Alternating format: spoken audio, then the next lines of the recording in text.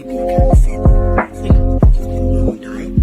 Just move forward and Okay, well, check this out, though. First of all, you're throwing too many big words at me. Okay, now, because I don't understand them, I'm gonna take them as disrespect. Watch your mouth and help me with the say.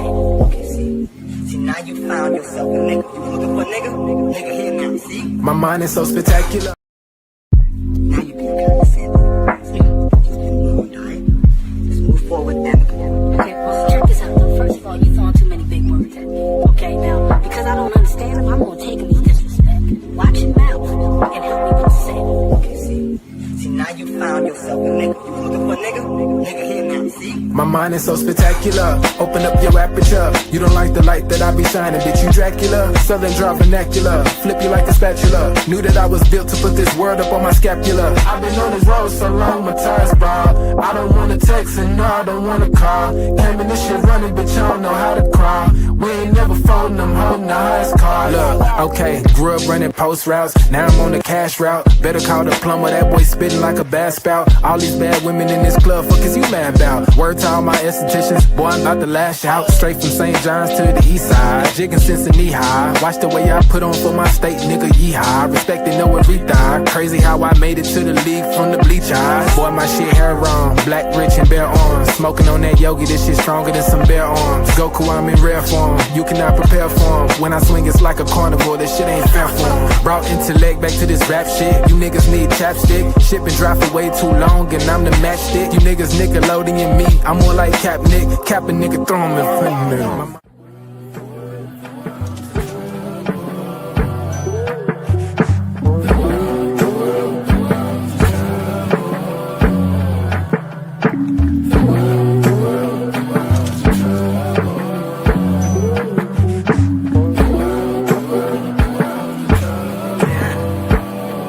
Party favors on the table, you can pick and choose. I would be lying if I said that I don't get confused. I'm just a player in the game and I don't pick the rules. Why trouble always seem to find the ones with shit to lose. About to blow like we just lit the fuse. We double dutch into this dough, I get this shit in twos. Push the button, get it started, put that shit in cruise. A little dust up on his heart, I barely get to use. A fool flatters himself, a wise man flatters the fool. Man, I just came to get it started like mechanics with tools. Cause in my hood, if you don't pack a tool, you planning to lose. These young boys deserve Oscars, they be acting a fool. A couple loose screws, but they hammer accurate. Ooh, I know some niggas stuck on drugs and manufacture it too. School of hard knocks, we all got our bachelor's. Fool, no cap and gowns, but we all had the master. Party favors on the table, you can pick and choose. I would be lying if I said that I don't get confused. I'm just a player in the game and I don't pick the rules. Why trouble always seem to find the ones with shit to lose.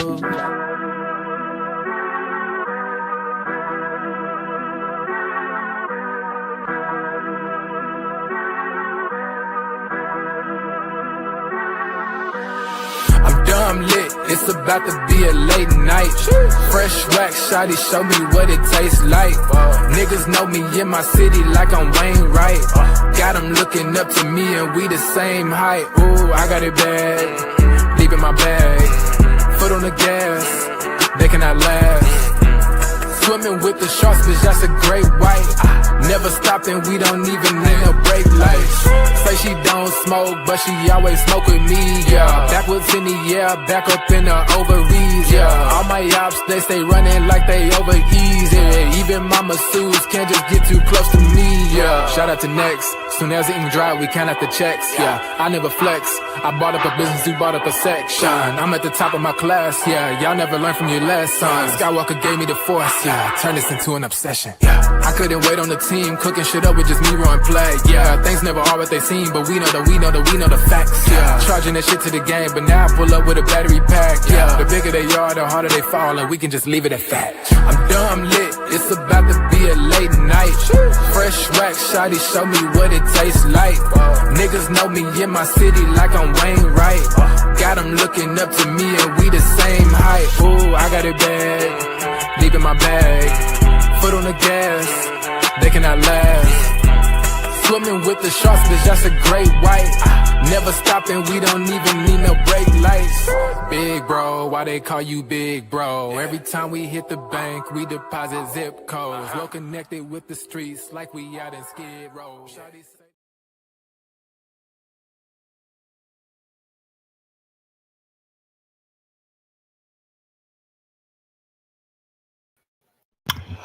What's good, everybody? Welcome to the Pull-Up Show. I'm your host, Mr. BJ Matthews, a.k.a. B Jizzle. Before we get started, follow us on the YouTube page, the Pull-Up Basketball Podcast. Like, share, subscribe. All of our YouTube videos, hit that like button. Y'all come in here to share, subscribe as well. Hit that Cash App, $, Slickrick 1991 Son, $, Slickrick 1991 Son is our Cash App. If you guys want to donate to the Cash App, you guys feel free to do so.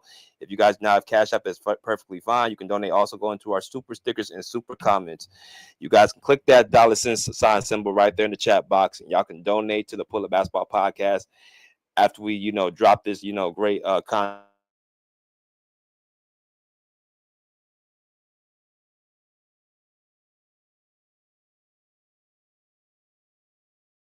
On my time, stuff behind the scenes with the Clippers. If you guys did not see my last video I posted with the Clippers media team, please go check that video out. You guys will not be disappointed. From here on out, the rest of the videos will be put on for only members. So if you are not a member, you will not be able to view any of the other videos from here on out. But you'll have that first access, forever. The first video I made, because I want to, use that as a way to get my people in. So, yeah, very affordable. Not trying to kill in y'all pockets like that on some real stuff. Just gotta give the people priority who souls into the podcast. So, but I love everybody. I love all y'all. But that's enough for that. Make sure y'all come here and smash that like button, hit the subscribe, hit the share, hit the all that good stuff, man. As y'all come in here, let's go to some of the comments. My man Tune In Sports says, sorry, my Cavs got to end that streak, y'all, bro. But shout out to y'all, your Clippers, all respect. Appreciate you, my man Tune In Sports. Go and follow my man Tune In Sports, also on his page, doing good things over there. The Cavs are the best team in the NBA right now, the number one team. You know what I'm saying? Tune In Sports is definitely doing a good job. So go follow his page over there on Tune In Sports. Cavs fan, great content over there. Let's go to my man Taz. Salute BJ. The guys actually did what was needed. Beat a bad team like they were a bad team. Absolutely. Absolutely. And we're going to get into that too, my man. Corey Gear 5, what's good, bro? He said the Clippers are gelling, y'all. Appreciate you coming in.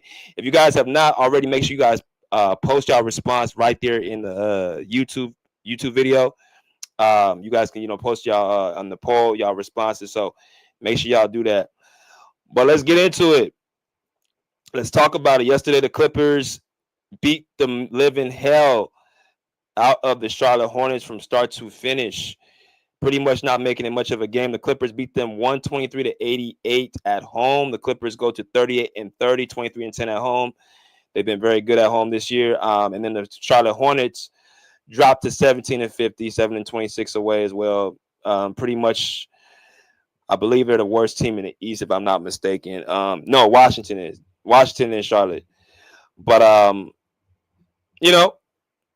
a win that we definitely had to show that we were the better team. We definitely did that. We beat the hell out of them. The first game we played them, we were actually, down to the wire. So, obviously this game was much more, gratifying, much more satisfying. So let's get into what happened. Let's get into what the situation was. The Clippers, what they did yesterday. Y'all sit back and relax, and we're going to, go from there. So Clippers 88-123. The Clippers 48% from the field to the Hornets 39%. 3-point percentage, 50% for the Clippers, 18.2% for the Hornets. From the free throw line, 87% for the Clippers, 88.9% for the Hornets. So, surprisingly, they got us in the free throw disparity, which is, unusual when you lose a game like that. Rebounding, 44 for the Hornets, 58% for the Clippers. 30 assists for the Clippers, 27% for the Hornets. Steals 5-10 goes to the Clippers. Blocks go to the are even at 5. Both teams had 11 turnovers. Both teams had 10 fast break points. Points in the paint went to the Hornets. Surprisingly, Hornets actually another fun stat. They're second in the league in second chance points, which I find that mind-boggling. But fouls committed. We beat them out. We had 12 to their 18. And the largest lead for the Clippers was 38 to their 2. I think when they had like 11-9 lead in that first quarter, that was the only time the Hornets led in the game. So all in all, the Clippers pretty much dominated from start to finish. Y'all see the largest lead we had was 38 points. So you got to make sure you take care of business. If it's a bad team, like my man Taz said, you got to put them away early and often. Let's see. Gay, what's good, brother? How you doing? He said, "Hey, BJ, how you doing?" Caleb Bergerson said, "Beat down the Nets of the Hornets so bad the Clippers did not get stung." Yep. They avoid the sting for sure.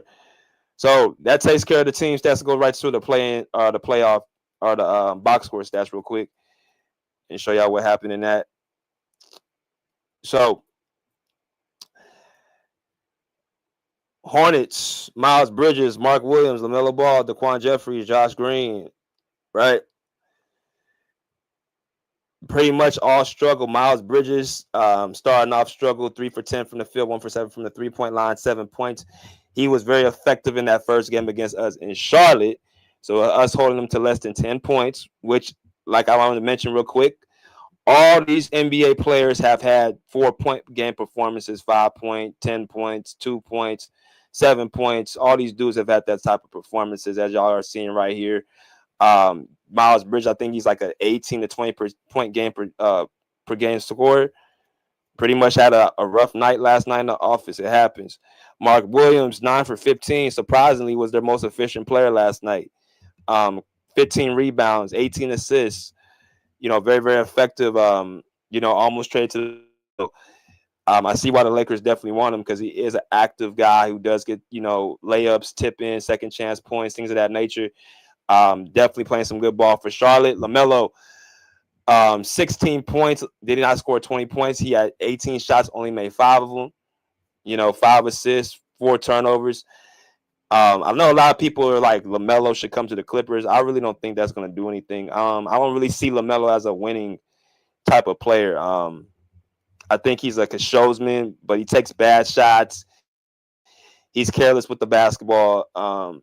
He chooses when to play defense, even though he has the size to do it, to be a very good defender. He just doesn't have much of a winning mentality. I mean, this is go back to even, high school at Chino Hills. Once his brother Lonzo left, Chino Hills went down. They were no longer a competitive team. So, he's talented. He's a show. I don't think he's a guy that's going to enforce winning, but maybe he goes to a different scenery. It could change, but I ain't really seen it all through his whole career. Daquan Jeffries, 2 for 11 from the field, 1 for 6 from the 3-point line. Not much of nothing. And Josh Green, former Dallas Maverick last year, 8 points, 3 for 8 from the field. Wasn't effective defensively. Nothing like that. So starters didn't do much outside of Mark Williams. Musa Diabate, former Clipper, 13 minutes. He had 6 points. He's been playing pretty good for them. Quiet as kept. They had a pretty good performance from him. Seth Curry, 12 minutes and 0 points in 12 minutes. Took 3 shots, missed all 3. Not much of anything. Nick Smith Jr., 20 minutes. Led all bench scores for the Hornets, 9 points. Right. So basically, ain't nobody really had nothing to, judging by the score. They didn't even crack 100 points. So the Clippers did a great job showing their top 5 team defense. All right, y'all come here. Make sure y'all hit that like button.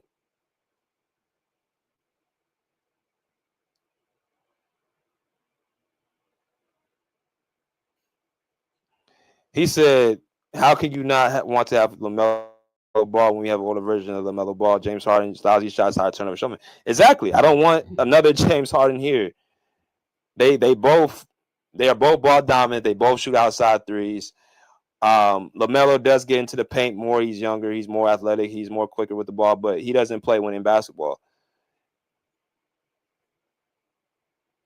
Y'all in tier says Zoo with 8 assists to me is the biggest takeaway. We're going to get into that. Y'all come in here, smash that like button. So let's go to the Clippers. Off the bench, no one cracked over 10 points, surprisingly, but we had, some good scoring from, Amir Coffey and Bogdanovic, who are, their 2 best guys off the bench scoring-wise. Everybody got a chance to play last night. That's how bad the, ass whooping was. Everybody got a to touch the floor. All the way from the 1st to the 15th man. Got Cam Christie, you got Kobe Brown, you got Patty Mills. All guys touched the floor. Drew Eubanks touched the floor. All these guys touched the floor last night, so that's definitely a positive sign. So, Amir Coffey shot 13 shots off the bench. That's being aggressive for sure. I like to see that. That's showing that he's not going to be hesitant.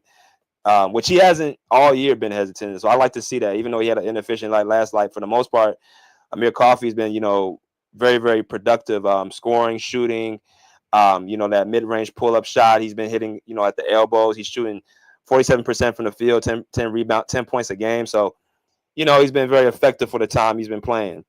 I think he's averaging, what is he averaging? How many minutes a game is he averaging? He's averaging 25 minutes a game. 41% from the three, 90% from the line.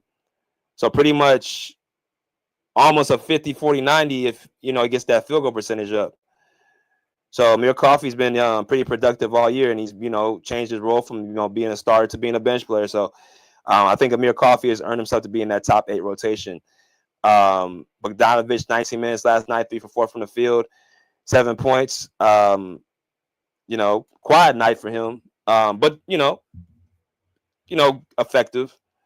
I got to give it to him. He was effective last night. Ben Simmons, which we're going to talk a little bit more as the show goes on. I want to talk a little bit about what Ben Simmons, because this is his first game back at the Intuit Dome. So I want to talk about his performance. Nicholas Batum, 15 minutes, 3 points, did not start last night. There was a question from, I think it was Tomer or Justin, or I don't know who it was, but they asked if Nico Batum is going to be the starting, power forward. This was on the road trip, I guess, against Atlanta. And it looks like he put him right back on the bench. So that was something I realized. I kind of saw that, Nico, from the stats perspective, is not, a guy you glossing over. But what he does do, he fills in the gaps, rebounding, second chance points, defense, can hit the 3-point corner shot, high IQ player. So you would think, he's going to be getting those type of minutes and playing, starters minutes, stuff like that. But it looks like, Ty Lue decided to, go with Derrick Jones Jr., which, I think we're going to talk about this as well. Cleveland, the game plan against them, I don't think that's going to be as powerful as, get a guy like Nicholas Batum in there.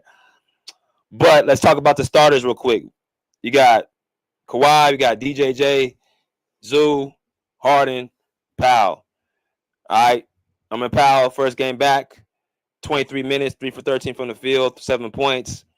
Getting his rhythm back together. Norman Powell did struggle last night scoring and shooting the ball, but, he did do other things. He tried to, be as aggressive as he could. He's a scorer. He's been, being a scorer all season. He's been leading our team in scoring. He's been playing in a lot of big games. This is his first game back after a hamstring issue, and he's been out for almost a month. Right? Remember, against the Lakers, he got subbed out in the first quarter, so he really didn't even play that game. So what I'm saying, it's going to take some time from Norm, and Ty Lue put that out there in the press conference last night. It's going to take some time for Norm to get back. He's earned, that right as well. So I like to see Norman Powell being aggressive. How you doing, Mrs. Davis? How you doing? Hope you're doing all right. Hope you're doing good. This is a badge member. Mrs. Davis been a badge member for the last couple of seasons. So also respect and salute to her for supporting the pull-up. Appreciate you. You got to come on the show. You got to come on sometime. But, Norm had a little bit of a struggle tonight. DJJ, 5 for 7 from the field, 12 points last night. Did his job. Running the floor, playing defense, getting back, all that good stuff. He did his job for the most part.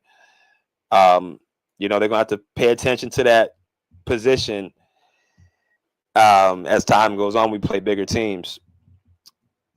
Then you got Big Zoo, who had 17 points, right? 17 points, 50% from the field, 14 rebounds, 8 assists. Right? 8 assists for Ivica Zubac last night. Now, one thing Zubac did that really showed myself, okay, that's pretty impressive. He's able to not just be a guy who can score inside, but he's like actually trying to, expand his game, being more of a guy who can pass out of the double teams and find open shooters. That's a issue. Like, you got a guy in Zubac who can play inside, who can do that, has a good interior game, but he's actually showing that he can actually show how he has some vision as well. So that is going to help when teams trying to double him, that he can actually find guys for open shots. That's going to be open shots for, working in the inside out. So this is what happens when you play inside out and not outside in, meaning that you get the ball inside to the big man first and early. That opens up everyone around the perimeter for wide open shots. Here comes Amir Coffey. Here comes Nico Batum. Here comes Bogdan Bogdanovic. Here comes James Harden. Here comes Kawhi Leonard. Here comes DJJ. Here comes all these guys. Because of the gravity, the defense has to double on Ivica Zubac. Right? If he's showing he can get himself out of double team, that's another skill that he is actually, perfecting. He's already rebounding the hell out the ball. He's already scoring the hell out the ball. He protects the rim. He's shooting a high field goal percentage. So now he's getting his vision up, his passive. You ain't got to be an elite passer. You ain't got to be a great passer, but you do have to be an effective passer because you are going to get doubled. Right? And that's respect. When you start getting doubled, that's showing the defense is respecting your game. So shout out to Zubac for that 8 assists because we're going to need that against certain teams. As y'all come here, smash that like button. So that takes care of Zubac. Let's go to James Harden, who had 31 points, led everybody in scoring, 10 rebounds, 7 assists. 9 for 9 from the line, 9 for 15 from the field, and 4 for 7 from the three-point line. So James Harden, 31 points with 31 minutes last night. What I saw from Harden last night, I'm going to get into that in a minute. The ability to draw fouls. I thought he did a better job of giving the ball to Zubac and finding, his guys who can score. I thought he was feeding inside a little bit more. He's pretty much been doing the same thing, he's been doing all year. It's just now that, you're playing, you're giving the ball more inside a little bit faster. So that opens up everybody on the perimeter.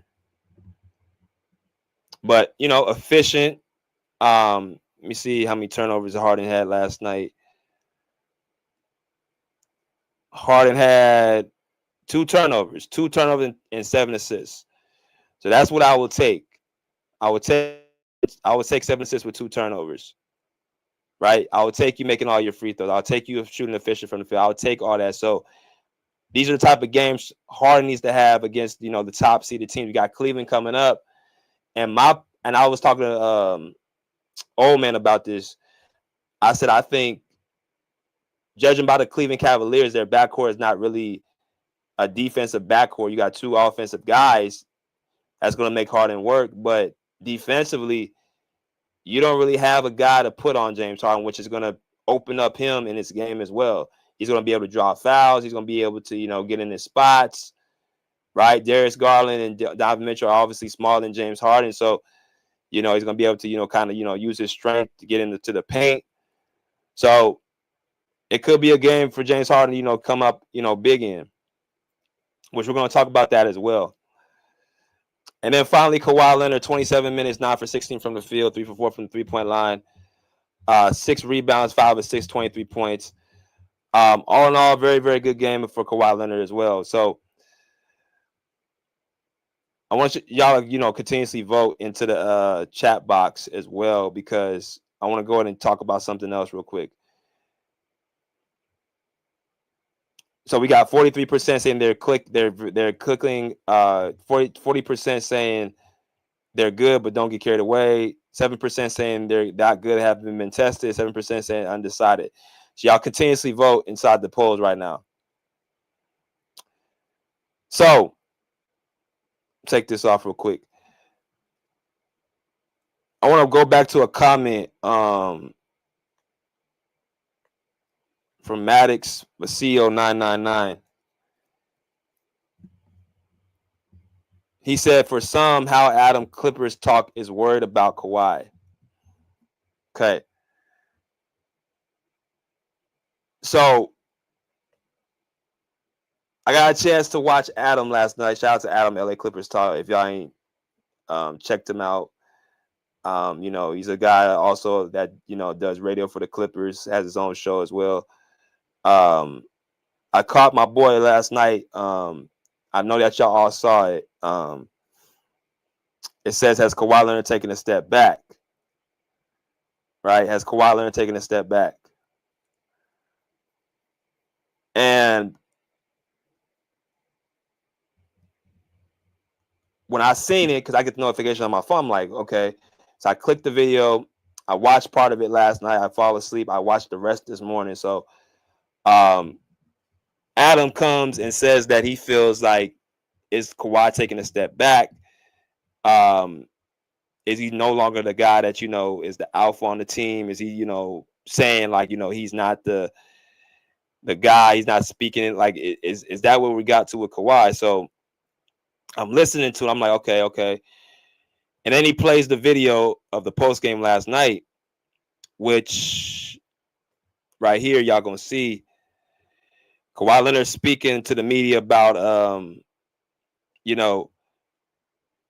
the team right now, and how he's been basically taking a backseat. This is what Adam is coming to. So I like to play video, I like to play audio. So I'm gonna go ahead and do a solid for y'all, let y'all hear what Kawhi had to say post game yesterday that has made Adam think, okay, well, is he taking a backseat? Is he trying to give the team up? What is he doing? So I'm gonna let y'all hear what Kawhi has to say and let y'all kind of be the judge. I'm gonna be stopping in and out as well.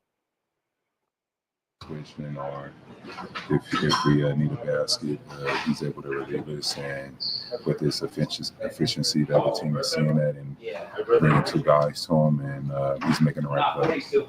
Well, you have a pretty good Cleveland team coming in here next. Just where do you kind of start as far as game planning for a team like that's been on a roll all year? We've been playing great basketball, great individual basketball as well as team, and they were doing it on both ends. But like I always say, I'm gonna take this win tonight and enjoy it and try to get back to it tomorrow and see what we need to do. Have you made a concerted effort in recent weeks to kind of get to the rim a little bit more? Because it seems like you have, just observing it. First, not really. It's just going to come in time with me, not having a great summer, working on things. So everything is just in game, pretty much me working and, finding footwork and rhythm and space against who we playing with. But, I'd rather play than, have efficiency the way the last few years went. So just been working on my body and trying to make sure I'm available in the game. So this is the first stop Adam had. And again, if y'all not chats to talk, see Adam, he's on LA Clippers Talk. That's the name of his show, Clippers Talk. So that right there kind of shows what we have right now going on. So basically, Kawhi, first thing I want to kind of mention is he's saying he just wants to, get through the season, which is not a surprise because he hasn't been fully healthy in 4 years from the season to the playoffs. So his mindset is just like any person who's been through all that, is that, he wants to prepare. He wants to be ready he wants to be available for the entire season. Adam said that was kind of like a little bit, caused a pause, basically that he's not training the way he was training before. Everybody knows Kawhi's a, maniacal worker. And the fact that he's not training the way he's not training before is to probably preserve his knee. So he's found that interesting that, he's not going to train as hard in the off season, and, he's going to try to find rest within the games to, try to get some type, try to keep it, he stays fresh. Something else that somebody pointed out, Kawhi's only played 28 games this year, right? He's only played 28 games out of where we at. We got 15 games left, 28 out of 67 games he done played. So that's not even half the season. And you got 2-3 more back-to-back, so he's going to probably miss at least 2 of them. He might play the last back-to-back depending on the severity of us trying to get into the play-in. But you can probably count him going to miss the next back-to-back and then possibly finish the last 2 back-to-backs. So he's going to probably end up playing somewhere around 40 games this year. And I don't think people have, really echoed that. 40 games out of 82, that's not even half the year, right? So that's going to be the least amount of games with him playing and finishing the entire season. But y'all see what his mindset is to be available and to be available for the playoffs and be healthy. Right? So that's the first thing I want to point out. Let's continue. Have you noticed a difference in how teams have defended you as the year has gone along compared to when you first came back? No, not really. I mean, the first game with I think the Hawks, I think they pretty much came on my post ups. But the style of play that we're playing, and obviously those guys doing a great job of leading the way when I was out. They have the main focal point, and I'm just trying to do what I can to help, relieve James and Zoo, or even when Norm was playing, just to help them be better. So it's just like coaching style change as well. So I want y'all to listen to that part, because I'm going to come back to that, what y'all just heard. Because remember, see, that's the reason I'm playing this is because another Kawhi bomb, y'all got the whole Woj, but I call this the Kawhi bomb. When you listen after games to Kawhi, and I like to listen to post games as well. Like, I listen to everything, post game, pre game. Hell, I work there, but I know everybody don't listen to all that stuff. But don't just some people don't even watch. A lot of people don't even watch the games. They watch highlights and that's it, and that's why they miss so many things when it comes to breaking stuff down. But when you listen to the statements of players, you can find out a lot of different things. What their mood is currently, how they felt about the game, where the direction of the team they feel like it's going. It's a lot of stuff you can find out in post game. So Kawhi, after what he just said, I want y'all to pay attention to that, because I'm going to come back to that. He said that he's trying to find his way. He's just trying to help the team. If it's my turn, it's cool. I'm trying to make these other guys better. Yeah. And this is what Adam actually played as well. He thought it was weird. All right, so we're going to come back to that in a minute. Because I feel like there will be a time when, you mentioned trying to fit in around those guys and do your thing, but you've also talked about, not necessarily trying to fit in, knowing who you are and who you need to be for this team. Do you feel like there will be a time when you do take that step and decide to be who you can be? I think I've been doing it already in a sense. Like I said, it's not going to be the same because those guys started the season, and I'm happy with it. They're playing great basketball, and whatever I could do, if it's my turn or if it's their possession or something, then that's what it is. And we just got to play defense, and that's my focus. Sorry, is there a benefit to having a more balanced overall team when you enter a playoffs, when you have multiple guys who can create, score, make for others? Like, is there a benefit to having a more balanced team like that? Yeah, that's what you see with the number one seed in a sense. Everybody could do something either on both ends. You're not pretty much reliable. That's how you win championships. Just having a collective unit that's starting, and then obviously some good bench players coming in. You guys watch and pretty much see what's going on and how teams stay at the top. All right. As y'all come in here, smash that like button. All right. As y'all come in here, smash that like button. We are going to replay back what we just saw, and I'm going to be stopping it and, giving my thoughts about it. So let's go back to about, let me see, 238. Or was it not 238? See if I go back too far. First, not really.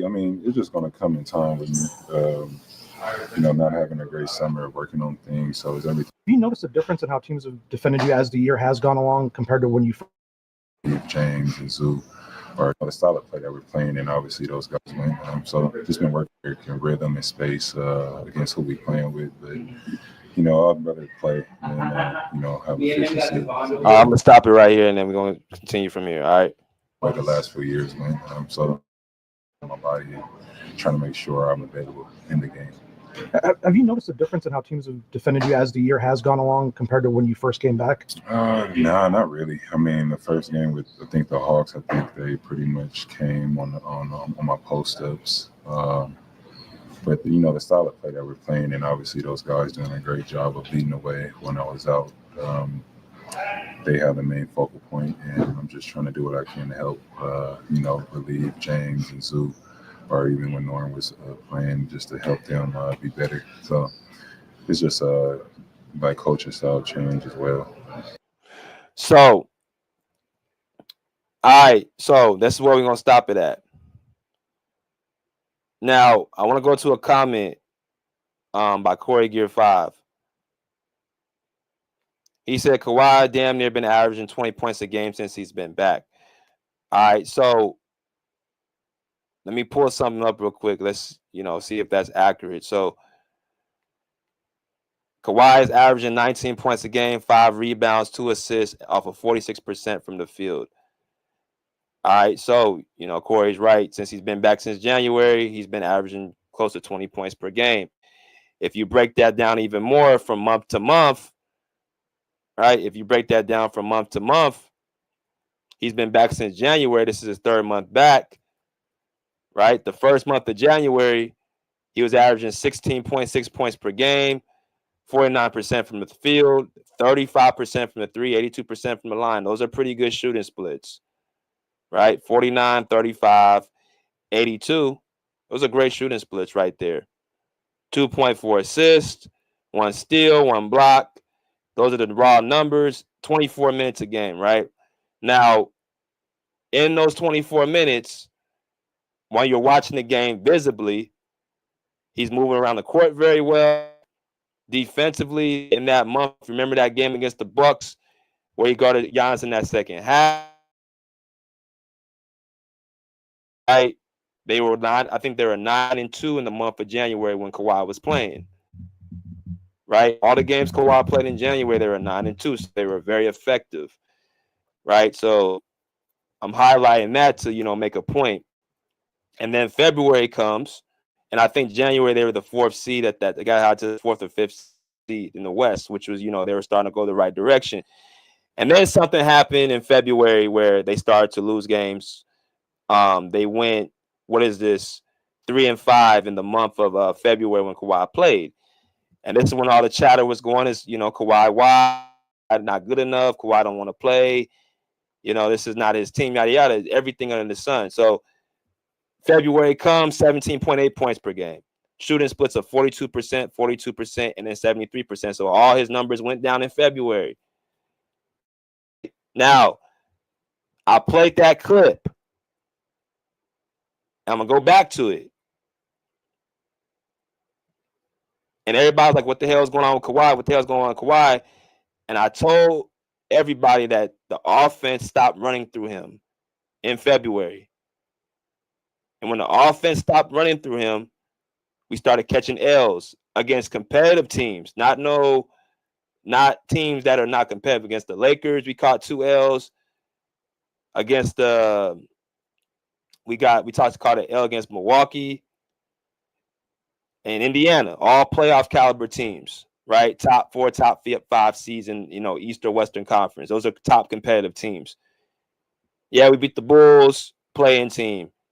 We beat Utah, is a damn near G League team. The only impressive one we had in February was against Memphis. Right? And I said, okay, I hear Kawhi say it's not like we're the 2nd seed or 1st seed or something. I see Kawhi not getting the touches. I'm seeing Kawhi, the offense not being ran through him. I said, this is a problem. This is an issue. Right? We ain't going, we getting away from what we were doing well. We were winning games. We were playing the right way. Y'all see all those dubs right there in January, his 1st month back. Right? And then all of a sudden you can see all these L's. And we were playing tough teams in January as well. We were playing teams like we beat the Lakers, we beat Milwaukee, right? At the time the Spurs were rolling before they lost, Wembanyama and all them injuries came. So we were actually competing. And then you go into this month of March. We were going through a stretch where we were losing games again. The Lakers, we lost back-to-back times against them. He averaged 36 minutes. This is his most, full minutes of the season. 36 minutes a game, 24 points a game, 48.9 shooting split, 33 from the three, 71% from the line. All right, bad shooting splits from the free throw line is the only place on the court that he's shooting bad was from the free throw line. And he shot a little bit under average on a 3-point shot. But his rebounds, his assists, his steals are at 2.0, right? And his scoring has went up. Right? That game against the Lakers, that back-to-back game was on March the 2nd. He had 33 points and 10 rebounds. I'm like, oh, he's back. I'm like, he ain't left. He ain't left at all. He's still the same guy. This was all NBA second team last year. I'm going to keep saying it. He was just all NBA second team last year. Right? And I see a pattern. When the offenses ran through him, you get a chance to see what Kawhi Leonard can do. When the offense isn't running through him, you're going to see either average or below average performance. And what I mean by offense I'm not specifically talking about shots taken. I'm talking about, are you running the offense where he's touching the ball early and often? Are you letting him touch the ball in the mid post? Is he playing more in his spots, or is he playing on the perimeter? You can tell who Ty Lue chooses to run the offense to based off how everybody's set up. When I see Kawhi Leonard stand in the 3-point line, I don't think the offense is set up for him. When the offense is set up for him, he's in that mid-range, that mid-post, or that elbow. So y'all might say, well, what's your point? Where you going with this, BJ? Kawhi said something again last night in that interview, which I'm going to point back again. Bring it up real quick. Right? So, according to Corey, Kawhi's been playing good basketball. I just showed y'all the numbers. This month, he's averaged 24 points a game. This month so far. I think it's been 6-7 games so far. He's averaging 24 points a game right now.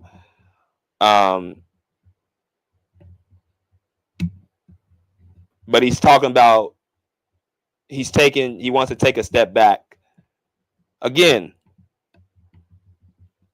he's going to try to, give, Zubac and Norm and Harden all the support possible, to be great. And, if it's my turn, then that's cool, but I'm here to help. So that speaks to me that he's saying, like, he is somewhat giving the team over to Ty Lue and James Harden right now. That's what I hear. That's what I see. I see he's giving the team to Ty Lue and James Harden right now. Anytime your superstar says something like that,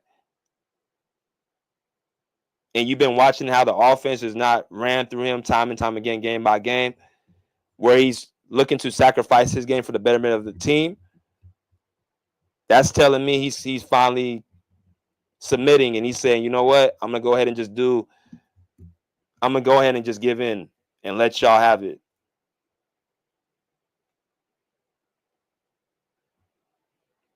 It ain't like he's been playing bad. He's actually, the reporters were saying he seems like he's attacking the basket more. He seems like he's being more aggressive, right? You would think this is the time he's supposed to turn up, but he's turning down. Interesting. Because I feel like there will be a time when, you mentioned trying to fit in around those guys and do your thing, but you've also talked about, not necessarily trying to fit in, knowing who you are and who you need to be for this team. Do you feel like there will be a time when you do take that step and decide to be who you can be? I think I've been doing it already in a sense.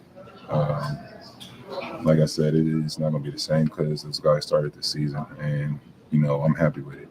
They're playing great basketball, and whatever I could do, if it's my turn or if it's their possession to do something, then, that's what it is. And we just got to play defense. So that right there,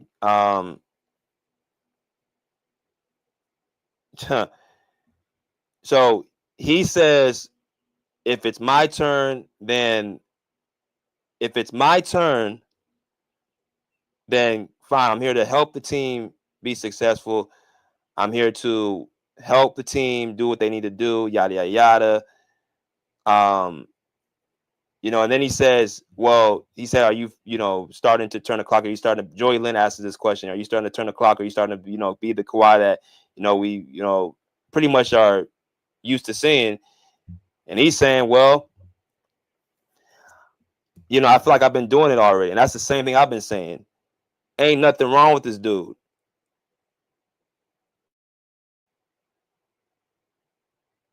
He is itching to play. This man only played 27 games this year. He's gotten plenty of time off. He's ready to go. So question comes is, why is he turning his game down at this point? Again, listen to what he says after all these times I've said. The last month I told y'all they were running in the first year. I said that's Kawhi being frustrated.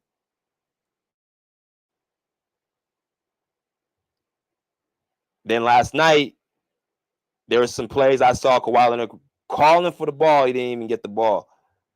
And then he says, the team has been together all year. It's not going to look the same as when I do it, because I've only been here for 28 games. So he's speaking as if he sees the writing on the wall. Like, look, things have changed. Things have changed. Since I've been away, the team has basically been getting conceived over at this point.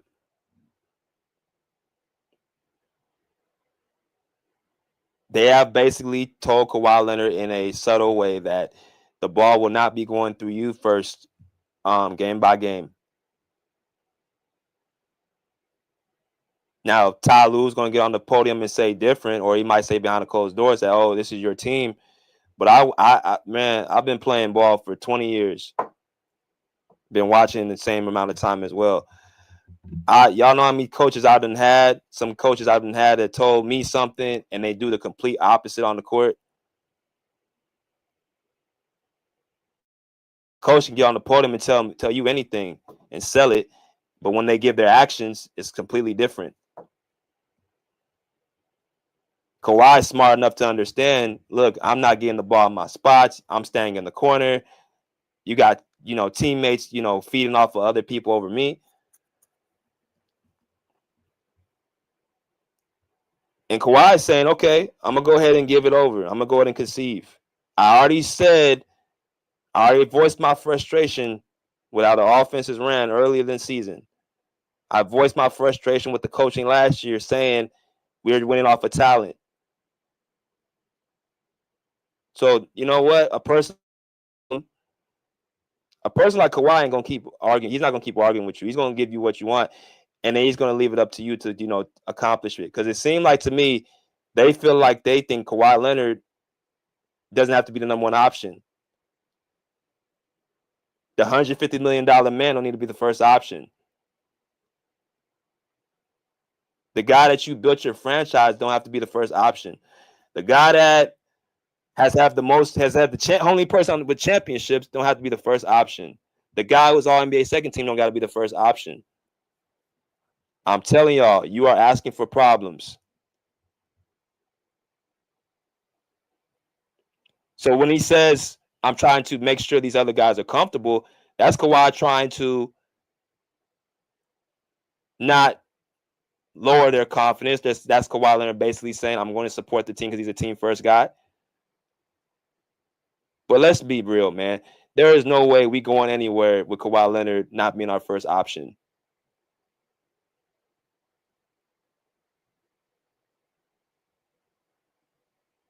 Yeah, you can beat the Hornets. You can beat teams like the Hawks. You can beat teams like the Miami Heat.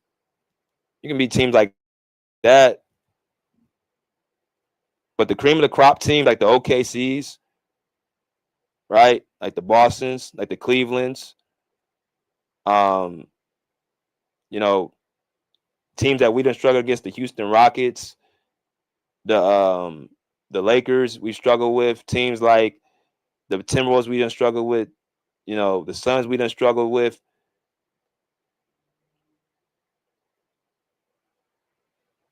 They have a pecking order. Who's the number one guy? Period.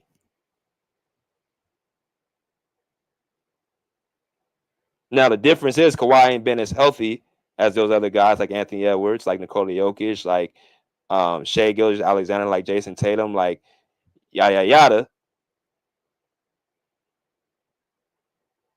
But when he steps on the court, we already know who's the priority.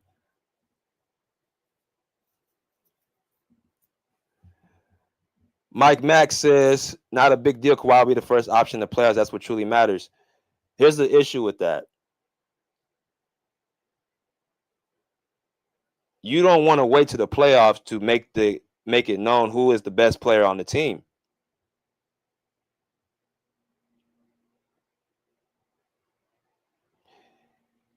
You don't want to do that.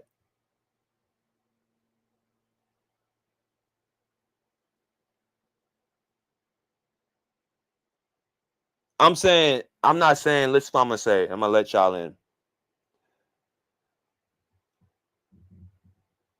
The offensive system, we don't have, first off, our offense ain't good enough to be coming in at the last minute saying, well, let's just go ahead and plug Kawhi in. Our offense is not good enough to do all that, right? So the offense that we run, is it going to be a Kawhi offense or a Harden offense? I see that Ty Lue is conceiving to the James Harden offense.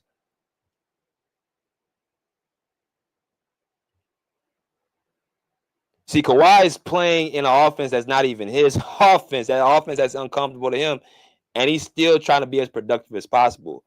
Another guy who's sacrificing his game. So what's going to happen when Harden has to sacrifice his game?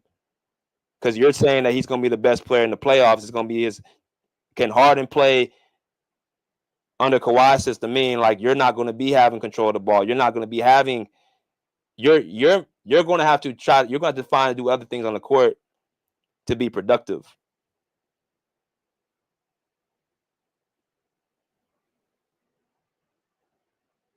I've seen, even against the Pelicans game, us going away from Kawhi. I'm like, why are we going away to the guy who is the most efficient player on the floor and who has the mismatch? Why are we going away from him?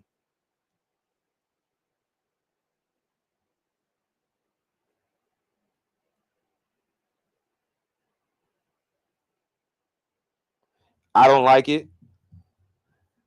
I think it's setting us up for failure doing this.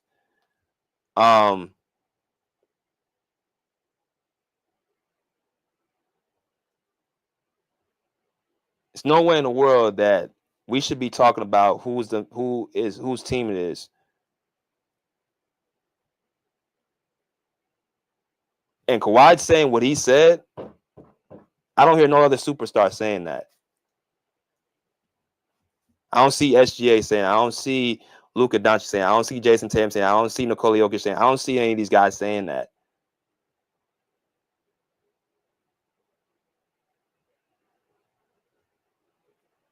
Here's the issue with that. I think you're right about what you're saying. I think they might be going to Harden way try to save Kawhi into the playoff because we didn't last year. But we need to win all of our most. That's the problem. We're losing when you face. That's why I'm saying when you face real competitive teams. I'm talking about top 4, top 5 teams. They're going to shut that offense down. And then we're already in the plan. See, this is another thing too. I'm going to let y'all in. I originally said, as long as we have a healthy Kawhi Leonard, we can win. We can win the whole thing. Kawhi's healthy.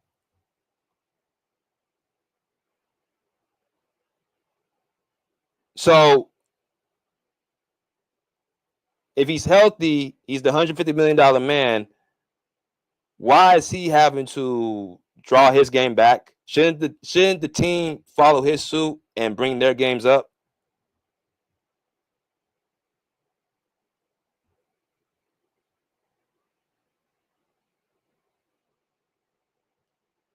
You don't want to dibble and dabble because we're in the 8th seed right now. We got to find a way to get up in the playoffs. With what is it? Golden State? They've won 7 games straight. Golden State done won 7 games straight. Minnesota won 7 games straight. So from the looks of things, let me pull something up.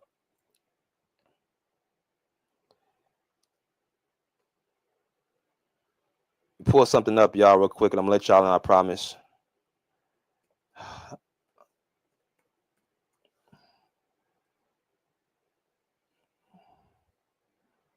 Okay.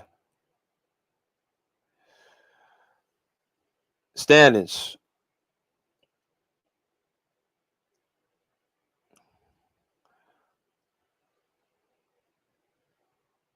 Okay, right here.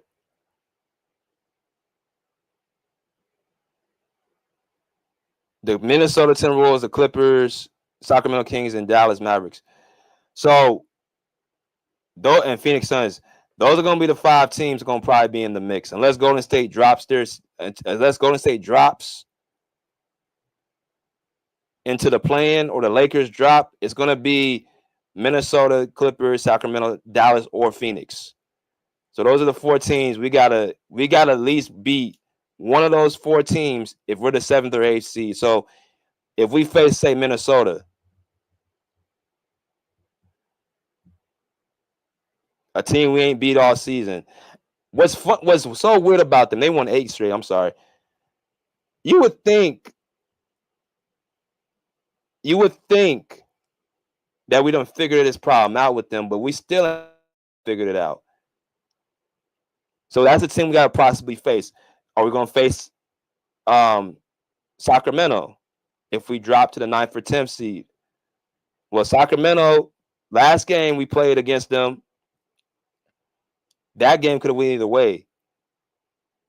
And they didn't have Domantas Sabonis. We didn't have Norman Powell, but they didn't have Domantas Sabonis or Malik Monk. Dallas. Anthony Davis is coming back. I think we will beat Dallas because Kyrie Irving ain't there no more this year.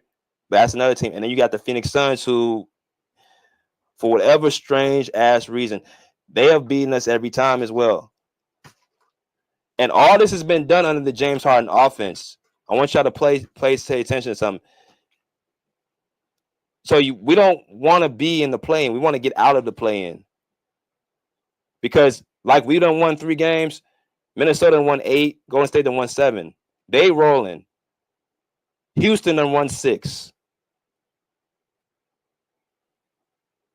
These teams ain't gonna just give up games and drop for us. We gotta win, but other teams gotta also lose. It ain't that simple just to move up in the playoffs if these teams are winning in front of us and we dropping games. We got 3 games coming up: Cleveland, OKC, Memphis this week. And I think against Cleveland, personally, I think if Norm and James come with Kawhi, I think we can beat Cleveland. But Cleveland just dropped against Orlando. So they're going to come in and try to beat us as well.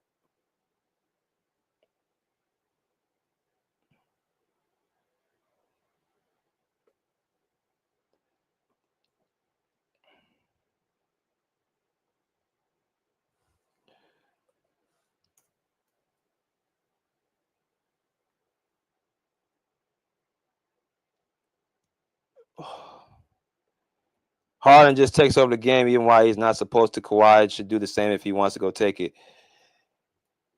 Okay, so here's the thing about that. How is he going to take it if he ain't the point guard? James Harden determines who gets the ball. I'm telling you, I've seen plays where he just completely looks Kawhi off. So what do you want him to do? Wrestle with the ball at half court? Give me the ball. That's not Kawhi. He ain't going to do that. He going to be like what he just said in that interview. Okay, this is y'all's. I'm going to give it up. I'm going to find other ways to be productive. I'm going to give y'all the opportunity to shoot the ball. Y'all, I mean, this dude wants to sit up here and run his offense, have me in the corner. Ty Lue wants to, vouch for it. Okay, I'm going to give y'all what y'all want.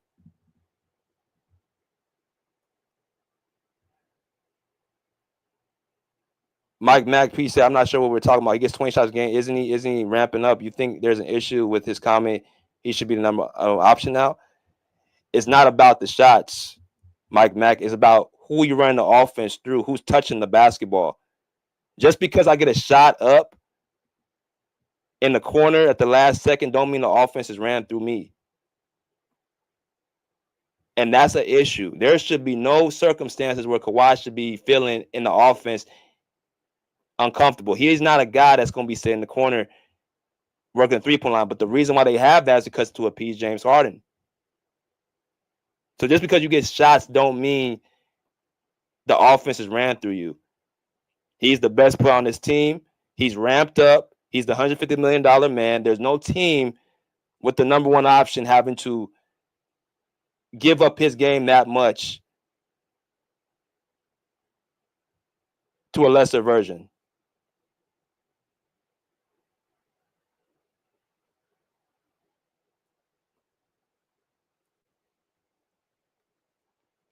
Clip Gang, what's good? But I just dropped the page, dropped the link for y'all. Y'all come in.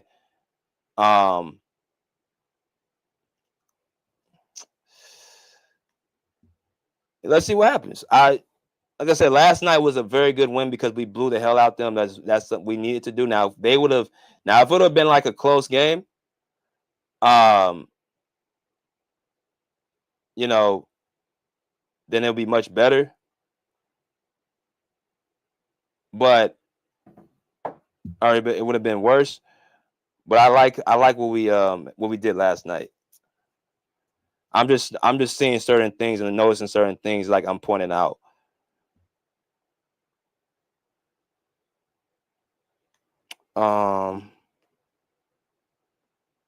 He said, man, both Minnesota and Sacramento will be tough, nerve-wracking playing games. Yeah. And that's just the play-in. We make it out the play-in, go on to the playoffs. That will be okay. It's gonna come simply down to matchups. All right. What's good, Shot-Town roster? Okay. What's good, BG? You probably don't remember me, but I used to talk to you a lot when you was on Ticket show. We used to always defend Kobe and shit like that. So good to hear from you. I still listening to you and tuning in. It's good, bro. Well, not much. You kind of confused. So you're saying you just don't want James Harden to dictate the majority of the offense come playoff time, right? I don't want to do him doing it now. Why not now? Because setting up the bad habits of him doing it into the playoffs. Like, see that game, these games Harden is having, right? Mm-hmm. It's basically like he's playing at a certain level against. I've been watching this all season. When it's against mediocre to bad teams, you'll get a 30, 40, 50 piece. Right. But when and he struggles with 500 teams. Yeah. But when it's against the top tier teams like the Houstons, like the OKCs, like the Bostons, playoff caliber teams that give them trouble, like Minnesota, hell, even Phoenix, against the teams like we really need them in, 5 for 20 or 6 for, 4 for 22 against the Lakers, had 3 turnovers in the fourth quarter. And that simply comes off of him controlling the basketball, and it comes with L's. So it's like that offense doesn't work. When we play through Kawhi, it's a more efficient offense, and it gets everybody high quality shots. So my thing is, if Kawhi is healthy right now, why not just run the offense through him? Because Kawhi is going to share the wealth with James Harden, going to make the game easier for him playing off ball. Right. Yeah. And I kind of see what you're talking about when you said there are times you can see like James Harden shuns Kawhi. Like, you can correct me if I'm wrong, but it was like sometime late in the third, going into the fourth, right before Kawhi went to the bench. We had just got an offensive rebound, and Kawhi was calling for the ball for an open three, and James Harden just went ahead and did his own thing. I kind of see what you're talking about there. I personally don't think that's gonna be the thing come playoff time. A part of me still believe Ty Lue was saying Harden, do your thing, and we're just reserving Kawhi to a playoff turn. But I think we're gonna see like a big change in that coming probably this week because we got what I think we got the Cavs tomorrow. Yeah, I we know got for Cleveland. sure we got the Thunder Sunday. Yep. So I think we're gonna start seeing more Kawhi as especially in right now time while these these games are serious. Because I think Ty Lue knows and everybody else knows you're not finna rely on Harden as your number one to get especially to get through Denver, OKC, um, Lakers, even Houston. You're not relying on Harden as your number one. My biggest I go ahead. my biggest question is just always going to be like, what's going to happen when Harden has to sacrifice and play through Kawhi? Because Norm's our best scorer. Like Norm, and you got Zubac playing the way he's playing. I'm just wanting to see if Harden's going to be able to fit in with those guys when he's not going to be having the control of the basketball. He's not going to be able to dictate who gets the ball, this, that, and the other, yada, yada, yada. I just want to know if he's going to be able to do that. I think so. 'Cause I honestly believe this is probably gonna be it for him as far as trying to win at a high level. I think this is the last chance he'll get, and I think he'll be foolish and because you're not getting no big more big paydays after this.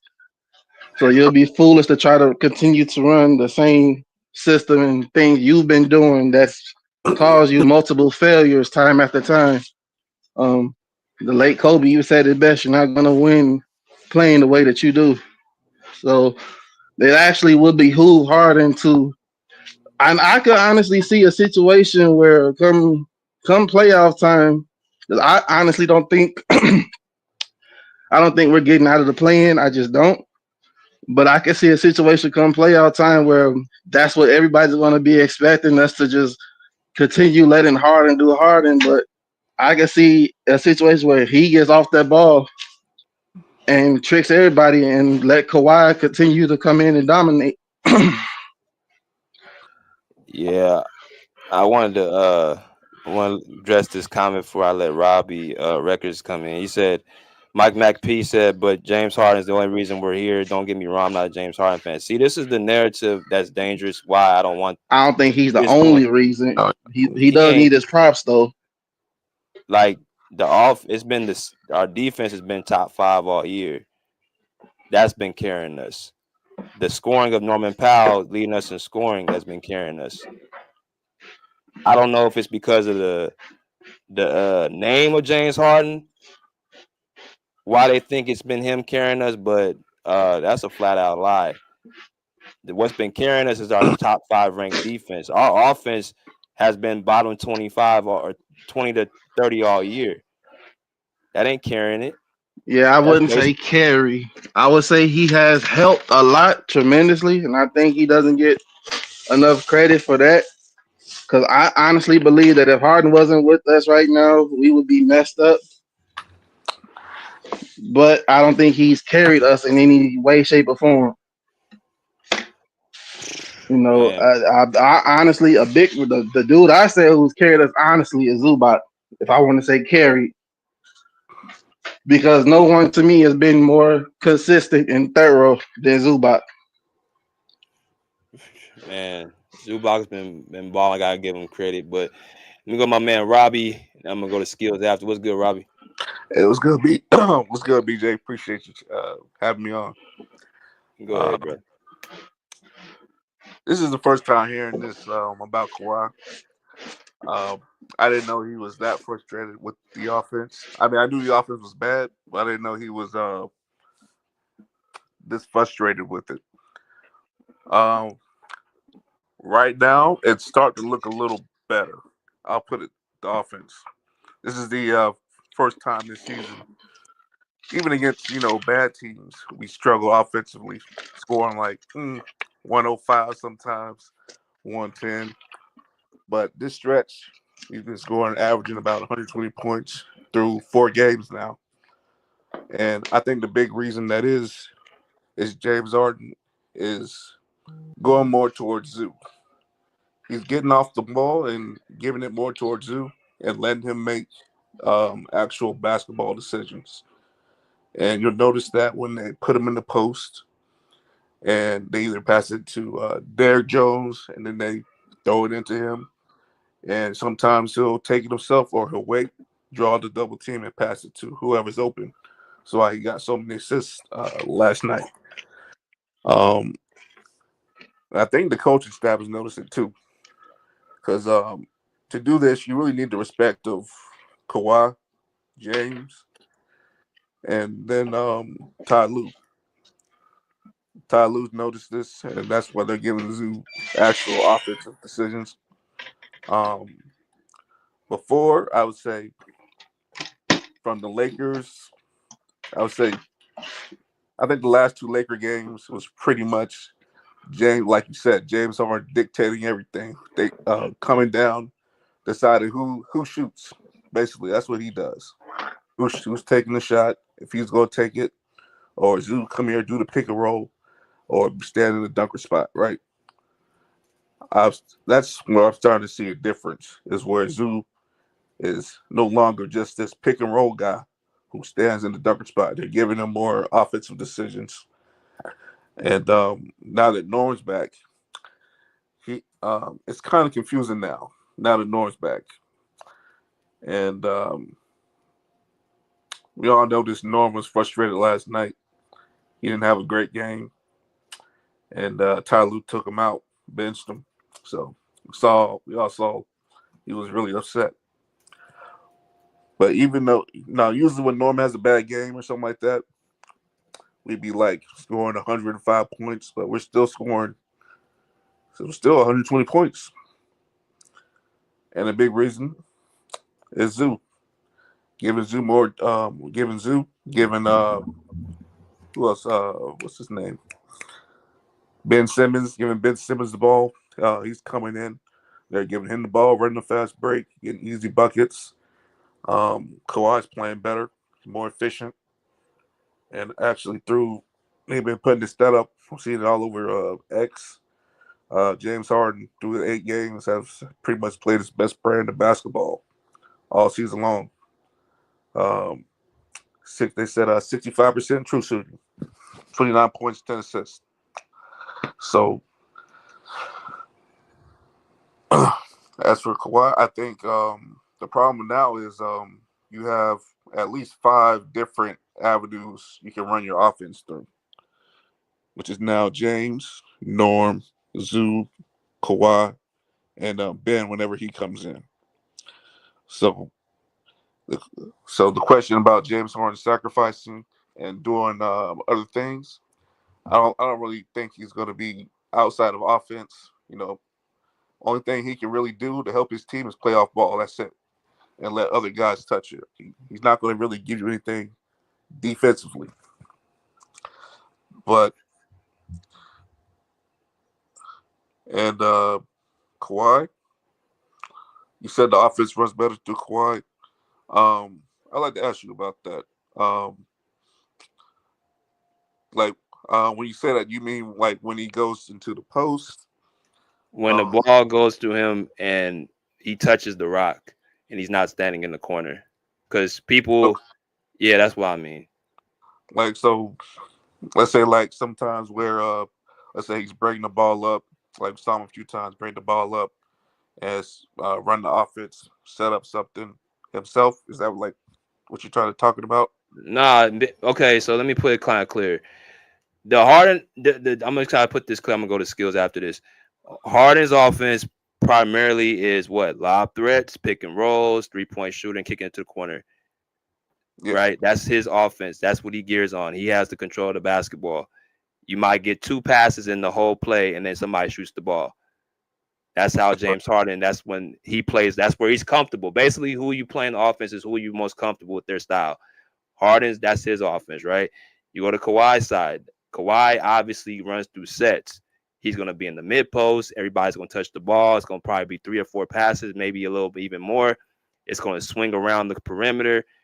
That's how Kawhi plays. He plays in sets and plays. So when I'm watching the games, I'm not seeing the sets and plays ran. When I see Kawhi and Harden, I see Kawhi sacrificing his game and how he plays over Harden. That's what I'm seeing. And my thing is, what's the point of that if all we said that we have to wait till he's healthy? Well, he's healthy now. Like that was the entire talk. Okay, we're gonna let Harden hold the fort down until Kawhi is healthy. Okay, he's healthy now. He's playing full minutes. You expect that to continue?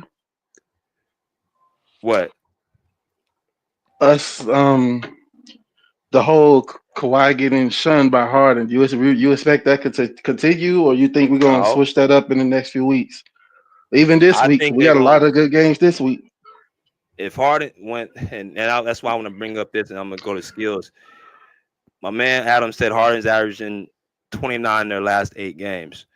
So who have they played their last 8 games? Hornets, Hawks, Heat, Pelicans, Kings, Knicks, Pistons, Suns. 1 out of 8 of those teams are competitive. That's the New York Knicks. Pistons are like a 4th to, are like what are they, a 6th seed? I think so. I know they're above 500. They're an average team. Right. The rest of the games, Hornets, G League team. Hawks, below average team. Heat, playing team. Pelicans, out. Kings, playing team. Suns, not even in the play-in.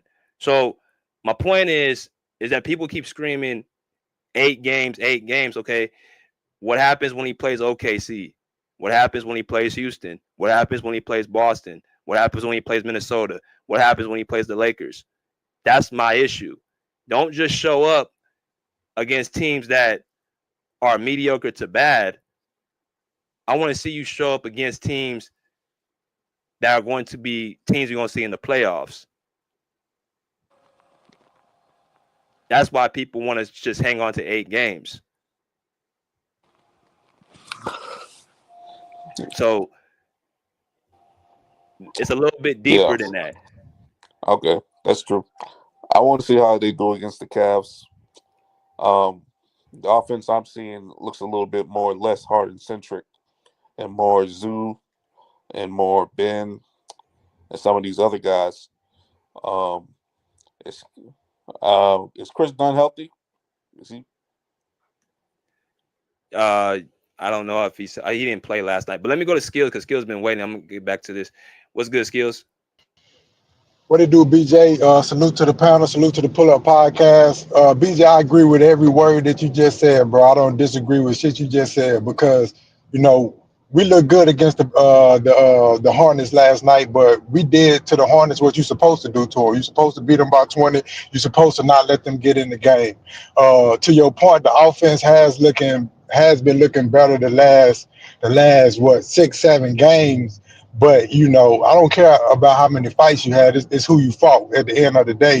And it's like it's easy for James Harden to look good like that against those teams. Like most of the teams that we played in the last 7 or 8 games are not even really in playoff contention. So, you know, obviously the offense looked good for one reason, the opposition that we've been playing. And for the second reason is James Harden has been doing what we've been screaming for him to do all season, what we've been screaming for T. Lue to do all season, you know, play through Zoo a lot more. So because James Harden has been getting off the ball a little bit and going to Zoo and going to Kawhi a little bit more, therefore the offense has looked better. You know, it's not rocket science. It's clear to see why the offense is looking better. But I don't want y'all to confuse it as if James Harden is just playing otherworldly because prime example, who was the only guard defenders last night that was going to stop James Harden from having his way?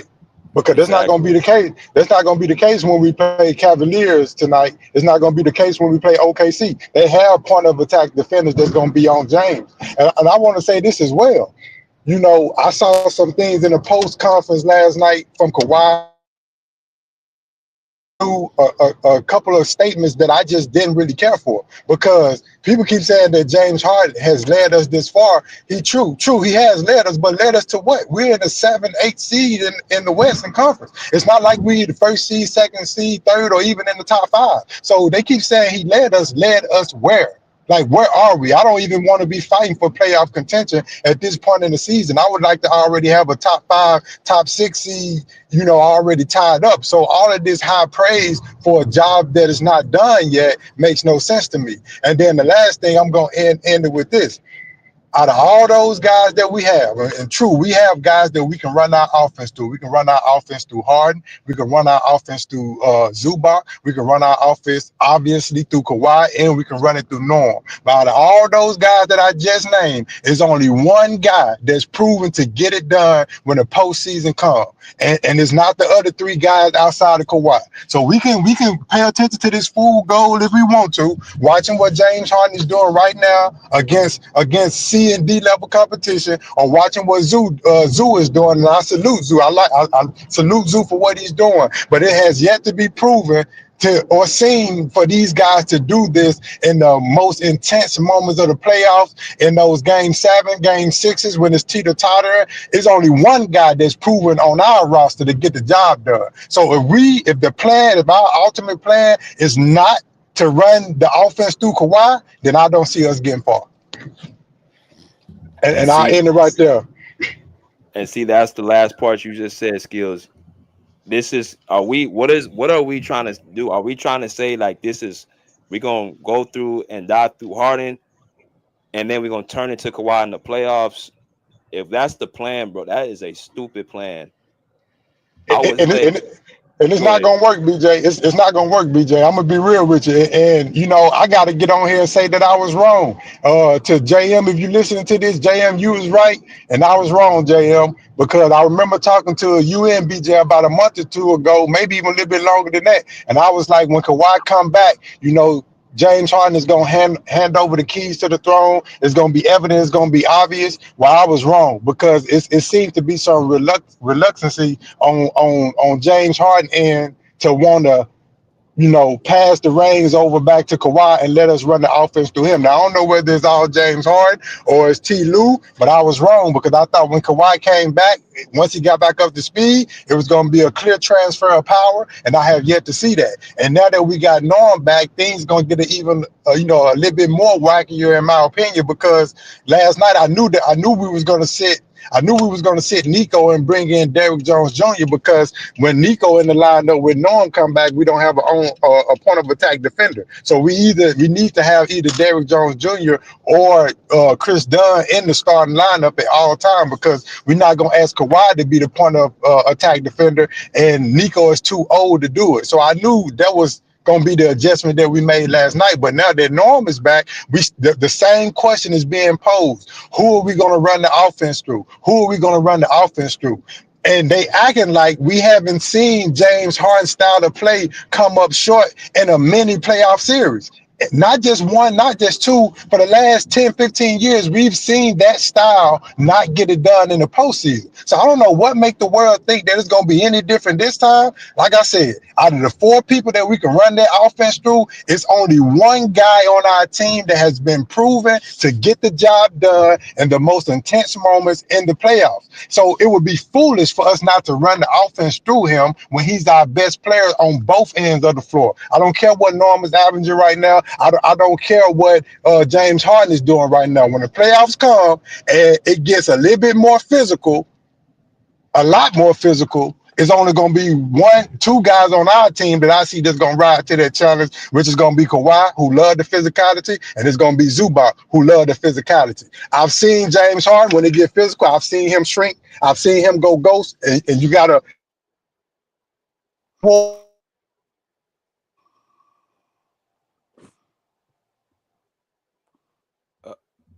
Yeah, I'm gonna leave it right there. It's foolish.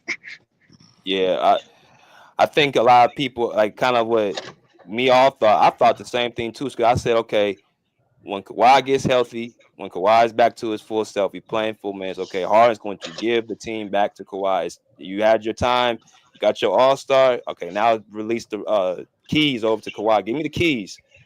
Now you got Kawhi saying he's trying to help. I'm like, no, man, I don't want to Bro, hear I that. ain't like that, bro. I ain't like that, bro. I didn't like hearing any of that at all, BJ. I ain't gonna lie to you. That shit really pissed me off when I heard him say that last night. Yeah, so I mean, you telling me he gonna hand the keys over when that competition rise up. That he gonna have to ride. He gonna hand the keys over, but they ain't gonna be willing. He gonna have to be forced to hand the keys over, and it And shouldn't see, take all that to give agreed. the best player the keys. And you know what's crazy, BJ? That's exactly what's gonna happen. He not gonna give it over until we've matched up with an OKC or something, and Lou Dirk is in his grill, not allowing Yeah. him to get up the court, and then that's when he gonna want to be like, "Here you go, Kawhi, you take it," because we already know it's only a couple of guards in the history of the league that's able to get it done in the postseason, and it's because size has a lot to do with it. When it gets real physical, man, you got to have some weight, bro. You got to be 6'6" and above. You got to be 200 and above. You got to have some weight and some size on you, along with skill in that dog in you. Sometimes when you 6'2", 6'4", 6'5", you just a little bit too small to get it done at that elite level when the game and the physicality starts to pick up. So BJ, you're exactly right. He don't want to give over the reins of the team right now, but he's going to be forced to do it once we enter the playoffs. And it's just crazy that it takes that, because I gave this man credit all year long. I'm like, man, he came in, did his job. He got us to the point where we are today. He facilitating the ball well. I didn't think PG will be able to bring as much out of this team as Harden had. But all of that was under the assumption that when Kawhi got back full straight, he was going to hand the keys over. See, when PG was here, it was a clear pecking order. Everybody knew Kawhi was the man, and it twinkled down from there. Now, the pecking order is getting lost in the sauce. We don't know who we running through, and that's going to be a problem. That will rear his head in the playoffs. Yeah, I mean, I'm I just a, go ahead, bro. oh, someone else's turn. No, go ahead. You got it. What about Norm coming back? It seemed like he might think he's even better than Harden. Norm, he might want to take those shots. He was taking 15, how many shots a game? He was taking more shots than Harden before he was there. So now that he's coming back, I know they try to get it to him early and often. He wasn't making them, but what do you think that's going to impact Kawhi? I think Norm could play with Kawhi. You know what I mean? So he's been our best scorer. Like, what team? How is it so far fetched to think that our best scorer has not been one that's been leading us? Like, that's why I said, like, the skills just said, like, leading us where? Like, see, Harden 39% from the field, bro, and averaging what he's been averaging all season. He's been averaging 4.5 turnovers this year. I mean, he's not been efficient. He's been turning the ball over. His field goal percentage is down. So, and our offense is not even top. It's not even the top 15. It's been below all season, even with Kawhi being in the lineup. So, if you're telling me we've been running the Harden offense, shouldn't he be the one responsible why our offense is so low in the standings? But our defense has been top 5. So who's really been carrying who? All Harden's been doing, bro, is benefiting off of Zubac, Norman Powell, and that defense. Because, like I just said, every time we play tough competition where it's forced for Harden to have to, and Kawhi said both ends, it forces him to have to raise his level of play up. What happens? Boston, they get blown out. Houston, back-to-back games, play subpar. OKC, play subpar. Minnesota plays bad. Lakers, y'all saw against the Lakers a few weeks ago. Twice. Yep, twice. And like, well, we'll see.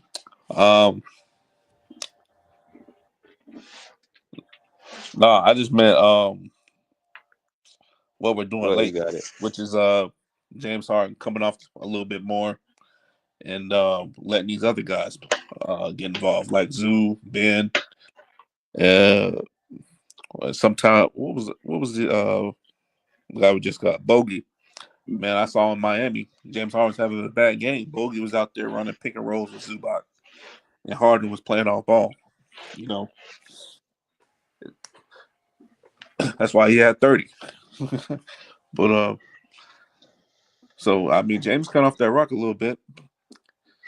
I mean, he gonna have to though, man. He gonna have to come off the rock a lot more. It's just, he is coming off the rock to your point. He is, but it's like, why did it take us so late into the season and having to go on a 3-4 game losing streak before somebody sat down and was like, man, you need to come off the ball? Why did it take that for us to start feeding Zoo? Zoo has been showing the capability of averaging double doubles all season long. He's been showing the capability. It ain't just been flashes, it's been consistently. He has been able to put his back to the basket, get buckets, pass out of the double team. Great, the second or third best rim defender in the league. Now he's been showing this all season long. So like, if we're gonna run the offense through anybody outside of Kawhi, I think it should be Zoo. Zoo is the only person that you can justify, to me, when the ball is not in Kawhi hand, you can justify being in Zoo hand because of the efficiency. You know what I mean? Right. Not for anything else, but because of the efficiency. He's efficient around the basket. So it doesn't make sense that it took us all these games to realize what people like me and BJ sitting at home on our couches can look and see. You get what I'm saying? Like, why did it take so long? And I did not like what I heard from Kawhi at all. I'm the biggest Kawhi fan you probably ever find, but I didn't like what I heard. I didn't like that. I don't like it. I don't respect it. I'm not trying to hear none about you trying to fit into no offense and they've been playing all season. I don't care about none of that, because I know at the end of the day, if we trying to win a championship or we trying to make a deep playoff run, I know who we're going to need. So if he's not prime and ready, if the offense is not running through him like it needs to be, that's going to be problematic. The only reason that I can think of that they have been doing it the way that they're doing it, and I've been thinking long and hard on this, the only reason that I can think of that they may be doing that is because of Kawhi's injury history and that he hasn't been there for the last couple of postseasons. So you do got to make other preparations just in case he goes down. You do have to be able to run offense through other people just in case Kawhi goes down. So if I'm playing devil's advocate, I see that being a reason why they may want to make sure that other people are primed and ready so we can run offense through them just in case Kawhi goes down. But Kawhi is playing right now. He's here now. So I'm not trying to see about what, playing for when he's not here. He's here now. So let's plan for having him like we have him. You get what I'm saying? So it's one of the situations, bro. I like the W that we got. We did what we were supposed to do to Charlotte, but at the end of the day, I want to see how we play against the Cavaliers. I want to see if James Harden gonna go for 30 against some elite on ball defenders. I want to see if it's gonna be the same. Yeah. And to your point, you see, sometimes, Norm got hurt. That was opened up the door for other players to shine, which is Zoo. And I think ultimately that's what happened. And sometimes, a losing streak as well. You have a losing streak. You have You don't James think Harden. Zoo was shining before he got hurt, bro? He was, but he had the opportunity to become more involved in the offense. Because, you have Harden is doing everything. And Zoo is kind of delegated to a role, which is a pick and roll big, which Harden likes, and just stand in the dunker spot. They weren't giving him as many post-up touches as they are now. Now they're That's my letting them thing. post up. That's the thing, though. Don't you think we should have been doing that a long time ago? I don't think people understand. Like, Zubac has had a mismatch damn near majority of the season that we honestly, and I say we, I mean Harden probably just ignored for his own benefit. Zubac has been punishing dudes all year long. Yes, but that's the thing, man. You gotta. It's not just him. It's also the coaching. You got to earn the coaching staff trust. And when Norm was out, Zoo earned their trust, and that's why we're seeing so many Zoo gets so many touches now, and so that actually, Norm actually being hurt actually benefited the team offensively. Even though we're playing, bad teams, we're still scoring 120 points per game. The past 5 or 6, 7 games, we've never done that all season long. So now that Norm's back, the issue is, now that Norm's back, how is this offense gonna run? Is Yeah. Kawhi going to be? Is Norm still going to be efficient? Is Kawhi going to be happy, even sacrificing even more now that Norm's back? I think it's going to take Norm a couple games before he starts looking like the Norm we seen all season. You could tell yesterday he was just real rusty. To me, that was all that was wrong with him. I like the way he was moving laterally. I saw the quickness of burst he looked like he got. I just think he just needs time for his shot to come back. Oh, most definitely. I mean, body-wise, he looked good. Like you said, his lateral movement was good. Explosiveness was good. He was just missing shots, and that can be equated to time and just time away from the game, the speed of the game. So that's why he looked a little off. I'm really not concerned about Norm. And, Norm, Kawhi, and Zoo have already logged a lot of minutes together. They familiar with playing with each other. They've been playing with each other for multiple seasons. Derrick Jones Jr., I'm not really concerned about because he's a glue guy. He don't really need too much in the offense. He's there to defend, be on the other team's best player, defend that person, lob threat, get up and down the floor, shoot, make the open three. That's his only job. So we're not really concerned about him. I'm telling you, the issue is going to be James Harden now, where he gonna fit in there. Because if we're looking at the pecking order, somebody gonna have to be third or fourth. You know what I mean? Like somebody gonna have to be the third or fourth option. We don't want that to be Kawhi, and we don't want that to be Zoo. I'm gonna be real with you. So it's gonna have to come down to who is that third option. Is it gonna be Norm or is it gonna be James Harden? Yeah. And this James Harden gonna be cool with being fourth. I don't think Harden gonna be cool being behind Norm. Wait a minute. What this dude say? He said Kawhi's telling y'all he's not 100 all the way there, and y'all still talking like he's 100. Bro, we had game 27 with Kawhi. You didn't watch him against the Suns? The hell you talking about? All right. Yeah, man. He talking about Kawhi ain't always there, all the way there. Man, Kawhi is there. I'm not saying Kawhi is 100%, but Kawhi is about 85, 90% right now. I don't know. You can I don't tell know how he's much close. further. I just think his shot just been off, but even that's starting to come back together. Yeah, I mean, the only thing Kawhi is missing in his game right now, to me, is just his footwork is not as his footwork in the post is not as sharp as it normally is, and I just think that's just repetition. And I feel like that last little bit of bounce ain't came yet, and I feel like that little bit of bounce is coming. It's starting to come together now. It's starting to come. It's just a couple of layups that I see him lay up. Last year and the year before, he would have dunked those. You know what I mean? So it's like I'm looking at those little small things. I'm just like, he's just waiting for that last little bit of ups. But outside of that, he's there, man. I don't think nobody's going to be 100% going into the postseason. So if we can get him to 90, 92, 95%, that's all we need. And, it ain't the fact that Kawhi saying that, he's not 100% because he never said he wasn't 100%. It's the fact that Kawhi is talking like he's okay to deferring to guys that's been playing all season. And that's what's rubbing me the wrong way. I'm not trying to hit it. I don't care if they've been playing. I don't care if they played all season. You just came in 2 weeks ago. Your peak is higher than their peak. Your peak is higher than their peak on the offensive end and on the defensive end. I don't care that you can score 50 against a team that's not even in playoff contention. Go drop 50 on OKC. Go drop 50 on the Cavaliers. Go drop 50 on Boston. Then I'll salute you and be like, I'll take my hat off to you because you drop 50 on some tough opposition. We don't applaud it. 50 points is hard to get. I'm not trying to shit on that, but it's all about perspective. It's all about context. And for the people who thinking Kawhi, we're not gonna need Kawhi to be the leader of this team in the post, you are sadly mistaken. We need Kawhi to be Kawhi in the postseason, and we need that pecking order to be clearly defined. If it's not clearly defined, I promise you all, we will not go far. He's saying we not. He's averaging 19 points a game, 5 rebounds, 2 assists off of 46% shooting for the year. This past month, he averaged 24 points a game. Month. Let me bring this game log up real quick because I'm I'm confused on what people saying he's not all the way there yet. He averaging 24 points per game this month so far, and against competition that's competitive, like the Lakers. Yep. He had 33 and 10, 80% from the field, 42% from the three, 56% from the field. That's a 50-40, damn near 90 game. Snagged 10 rebounds. Shooting efficient. This is his most efficient month. 48% from the field, 33% from the three. Hasn't been shooting good from the free throw line, 71, but he's scoring the ball when he gets the offense ran through him at a high clip.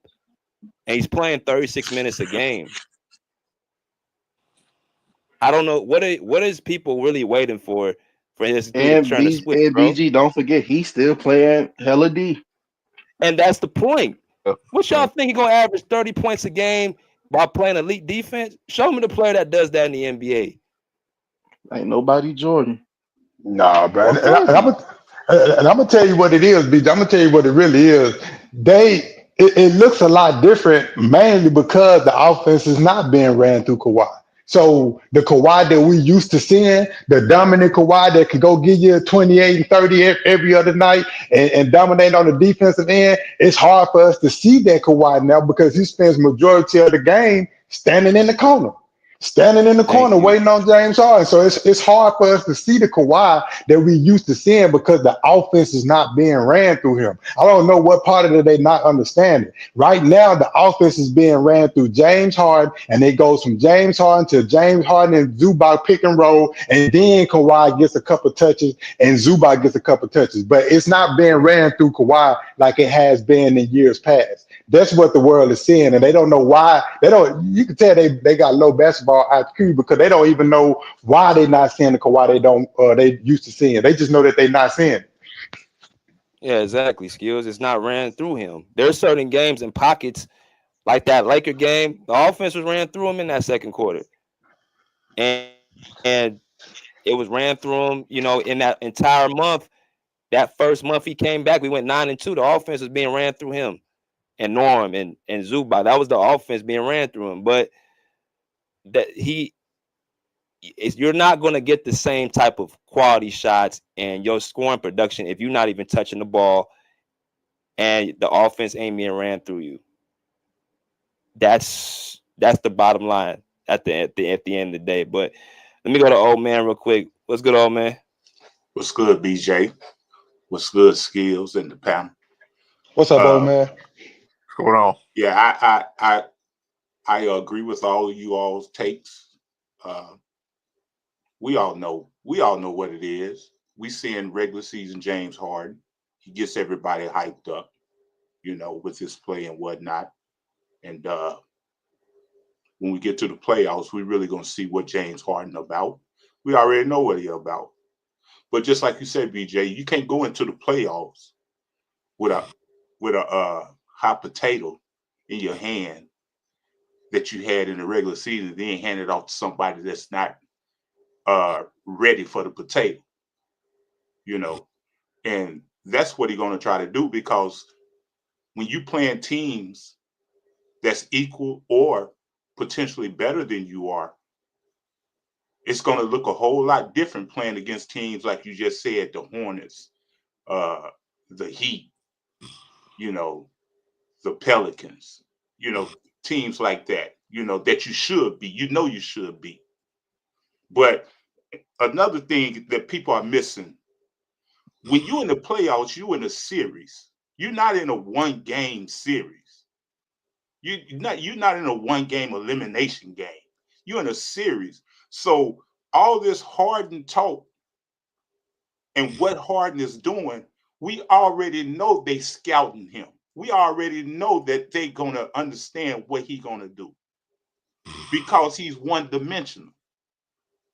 You can't ignore a top 5 player when healthy, $150 million man, and you can't ignore the fact that he's a 3-level scorer.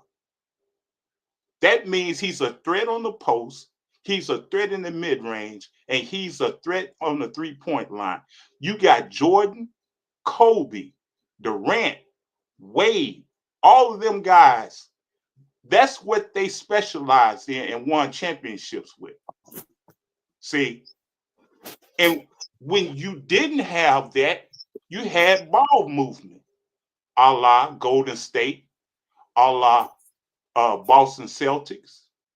See, so either the ball gonna move or you're gonna give the 3-level scorer the ball so he can do what he does best, which is open the floor for everybody else. And that's what we don't understand that's going on. So we get all hyped up about Harden and what he's doing against mediocre teams, think that's going to carry over. And we already know, just like last year against Dallas, we already seen what Harden can do.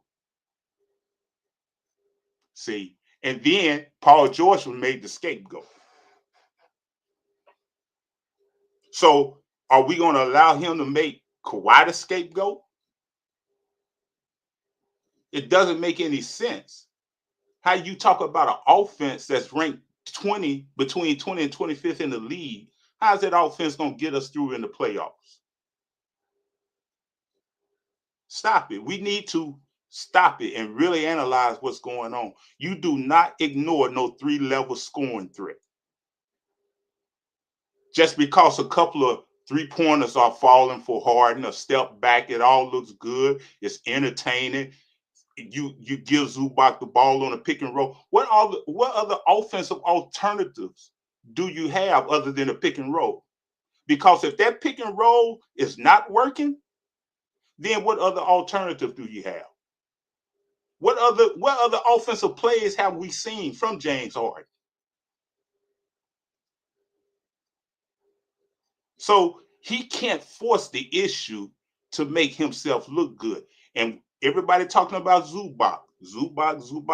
I understand. But Zubac cannot create his own shot. The reason he is being productive, just like Clint Capella, just like the young guy that was in Brooklyn, I can't think of his name right now, and he played with Embiid in Philadelphia. He got to get them guys those guys look good because Harden gets them the ball, especially the young guy in Brooklyn and Clint Capella. So after he left Capella, look what happened. After he left the young gentleman in Brooklyn, look what happened. He was relegated to the second team, I believe. So that's the Harden effect.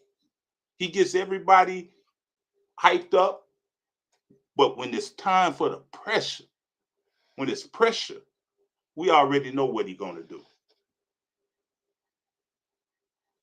So don't y'all get hyped up about this offense, man. It's just a couple of shots falling right now, but when you're in a 7-game series and you have to get scouted and you have to make adjustments, your opponent going to make adjustments.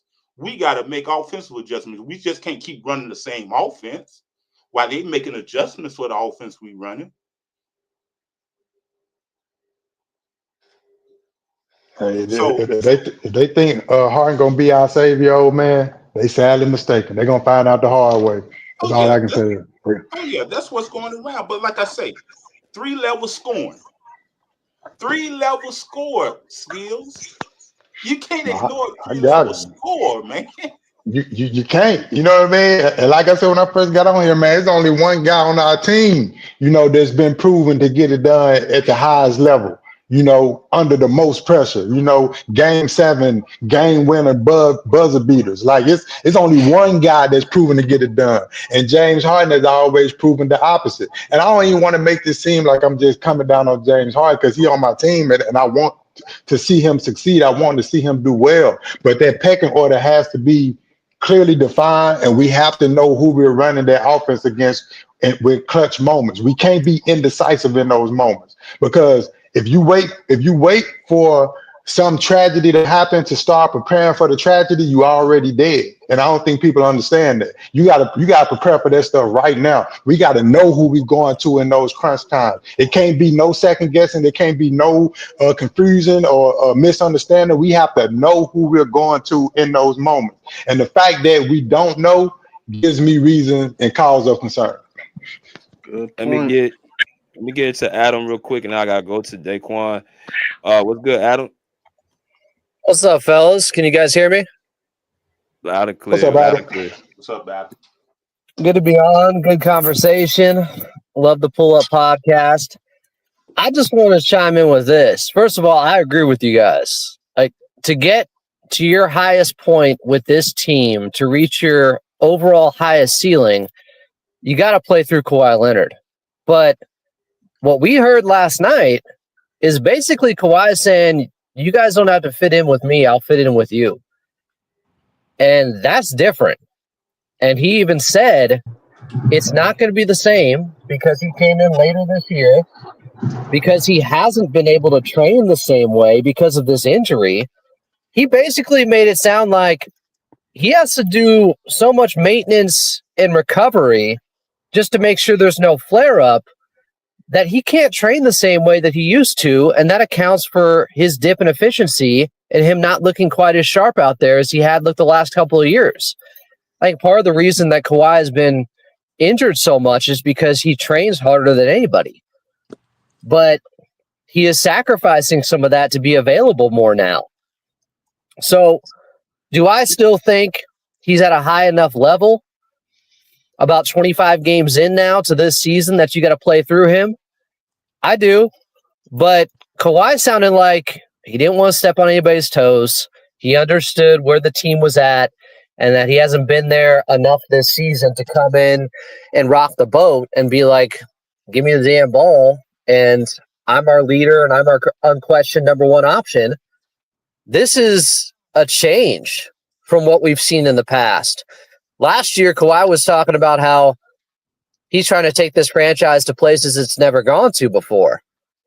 Now he's just trying to not upend what they've had going on. So unless that mindset changes, or Coach Lue comes in and says, wait a second, no, you're still our guy. In the toughest moments, we need you to step up. We need to play through you. I don't know if it's going to happen. So that's a little bit interesting. I thought that was a pretty illuminating interview he gave last night, post-game. And I agree with you guys.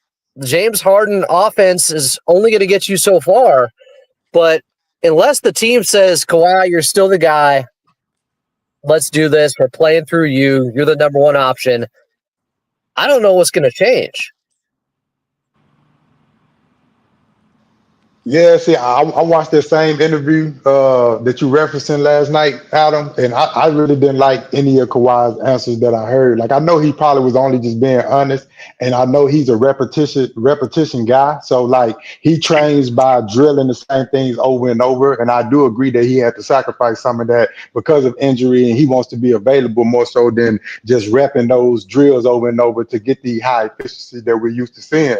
But even with all that being said, I would rather take an 85%, 90%, Kawhi over 100% James Harden any day. And I don't know what it's going to take for Kawhi to snap out of it and realize that this team is only going to go as far as he takes us. But he needs to snap out of it and snap out of it quick, or we looking at a first round exit. And that's just me being as real as I can be about it. I'll say this, though. Over this last month in March, in 7 games, he is attempting 20 shots per game. And he did have the game winner against Sacramento when the chips were down. They went through him. So some of the actions seem like he's still that guy. And when the going gets tough, they're going to lead on Kawhi Leonard. But I just never heard him say anything like that before till last night. And that kind of changes the pecking order of how I look at this team. Now, you could say, well, they're deeper. Ivica Zubac is better. Norman Powell is there now. He has to sacrifice a little bit more no matter what. And maybe they'll be tougher to guard in some ways at times because you don't know where the attack is coming from. With now Norman and Ivica Zubac being made men this season. But yeah, I still think you only go as far as Kawhi takes you in the end. But we have to ask ourselves, is he capable of taking a team to a championship as the best player still? Or does he have to defer and they have to do it collectively? So that's a good question. That is a good question, but I would follow your question with another question. If not Kawhi, then who? You don't have that person. That's what I'm saying. You have to do it by committee, collectively. Because I we know mean, that I James think Harden already stated that he is the offense. So when he's talking about stepping on people's toes, he's only talking about one person because the next best player on the team is James Harden, according to everybody. Like, you know what I'm saying? And his resume and what James Harden already accomplished in the NBA. So when James Harden is saying that he's the offense on a team that has a two-time finals MVP and champion and also defensive player of the year, then that's an issue, bro. So they need to figure out how to coexist, you know what I'm saying, in the playoffs and get it done. Like, so that means Kawhi Leonard needs to step up and be more vocal and more of a leader, even though we know that's not his temperament. But at the end of the day, if you're trying to win a championship, sometimes you have to be like, you know what? I got you. Y'all gonna follow my lead? I got us. But I'm gonna need everybody to be on one accord when it comes to playing defense and giving all out effort. And then don't worry about it. I get us there. You feel me? No, I agree with you. I don't see Kawhi breaking character and doing that.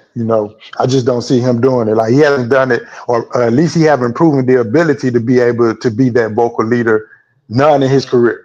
So like, to think that he gonna come out and demand it now. See, like, I thought at the beginning of the season, I thought when Kawhi came back, once he got into form, it was gonna be a clear pecking order. James Harden was gonna hand the keys over to him, be like, hey man, I got us this far. Now I'm gonna play off you. It was gonna be this perfect utopia. Everything was gonna be cool. I did not see us continue to run the James Harden offense that has been a bottom tier offense all season. I mean, bro, my mouth would be closed if we had a top 5 defense and a top 10 offense. I wouldn't be saying a word. I'd be like, okay, Kawhi, get in where you fit in. James Harden is running the offense. We top 10 in offense, top 5 in offense. There's really nothing for us to change. But bro, we haven't even cracked top 12, top 15 all year. So it's like this offense doesn't deserve a cookie. Yeah, that's facts. I'll say this though, regarding the offense and James Harden. While I still think you got to play through Kawhi to be at your very best, when James Harden's on the court, their offensive rating is above average. It's not top 5, but it's not bottom 5 either when he's actually on the court. Mm-hmm. Yeah. That's only pick and roll, though. That's all he run.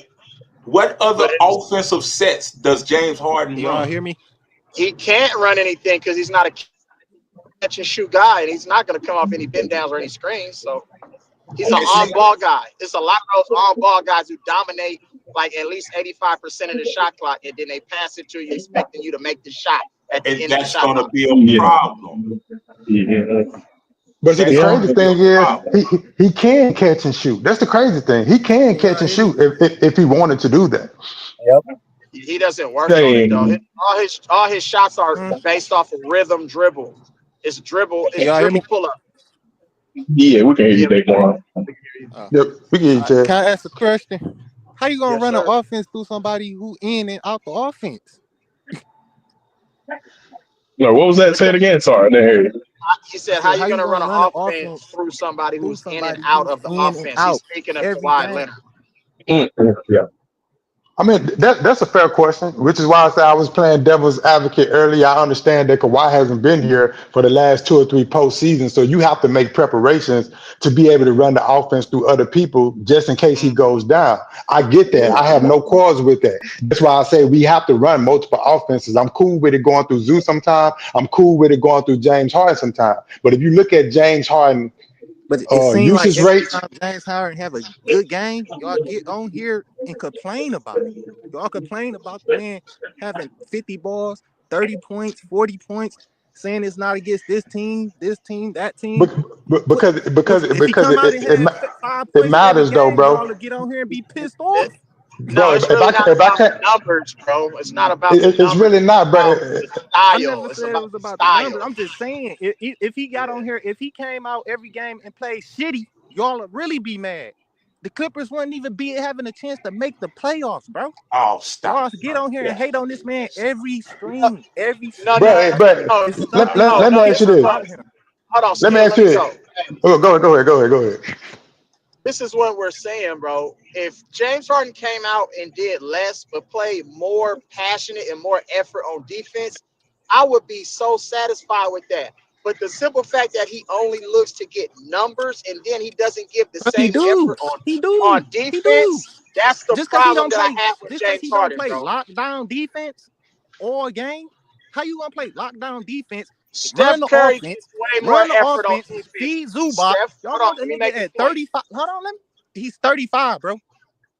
Okay, Steph Curry is 37. He plays way more defense than James Harden. And Steph Curry runs around all day, nonstop. What the fuck do Powell He still do? gives them effort. Just score. And he's That's all smaller. Powell And do he's is smaller score. than Don't play James no Harden. defense. In stature, he's smaller. What do Zubac do? Play defense and consistently give That's why the production league on is the offensive end. And that's why the league is suffering, because the mega stars and the superstars only play one side of the ball, bro. That's not winning basketball, bro. That's not going to win you a championship. I'm just keeping it 100 with you, bro. I know James Harden is capable of playing better defense. I watched him do it in OKC. In 2018 I watched if him do it in CP3 didn't get hurt. OKC. If CP3 You said didn't tear what? his hamstring, if CP3 did not tear his hamstring and the rest was not on bullshit that game 7, James Harden could have went to the finals. What James Harden do What last year? happened next year? What happened next year? What happened next year, Daquan? That's water shutters, bro. No. I don't want to hear what he averaged. No. Hold on, I got this. What happened The next to the year he Rockets averaged the next year? 35 when he played. No. What happened? When did they go home? Was CP3 healthy? Defense, though. No, Was CP3 CP3 was healthy? not. No, He was healthy in CP3 2019. missed Yes, half he of the finished. season with that hamstring.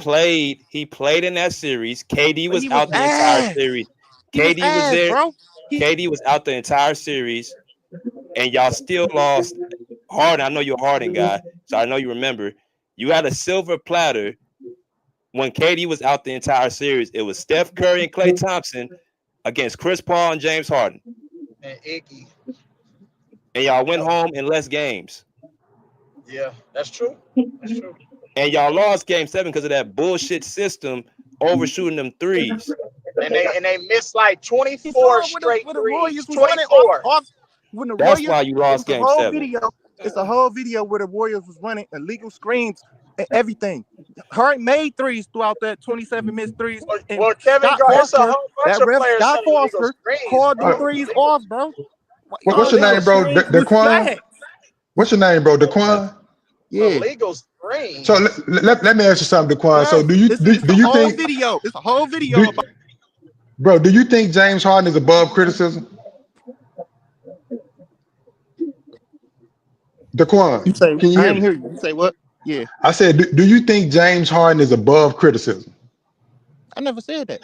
But okay, so that's all y'all do, bro. We are allowed to critique his game. I would critique Kawhi if he was out there playing trash and was averaging 6 turnovers a game, bro. But he haven't starting to get back, bro. But Kawhi. Okay, but which one of them is coming off an injury? Which one of them was sidelined for 30 plus games? Was it Kawhi or was it James Harden? Rhetorical question. It was Kawhi. The point I'm making is, bro. I ain't hear you say what now. I said, bro. So which one of them was sidelined with injury? Was it Kawhi that missed 30 plus games with an injury, or was it James Harden? It was James. It was Kawhi, right? So Kawhi was going to take a little time to come back, but even with him taking a little time to come back, he was still playing consistent defense. He wasn't averaging 6+ turnovers a game, and he was doing what he can on the offensive side. But if Kawhi was averaging 6 turnovers a game, he would hear from me. He wouldn't get a pass. I'm not above criticism. You not above criticism. Kobe not above criticism. Jordan not above criticism.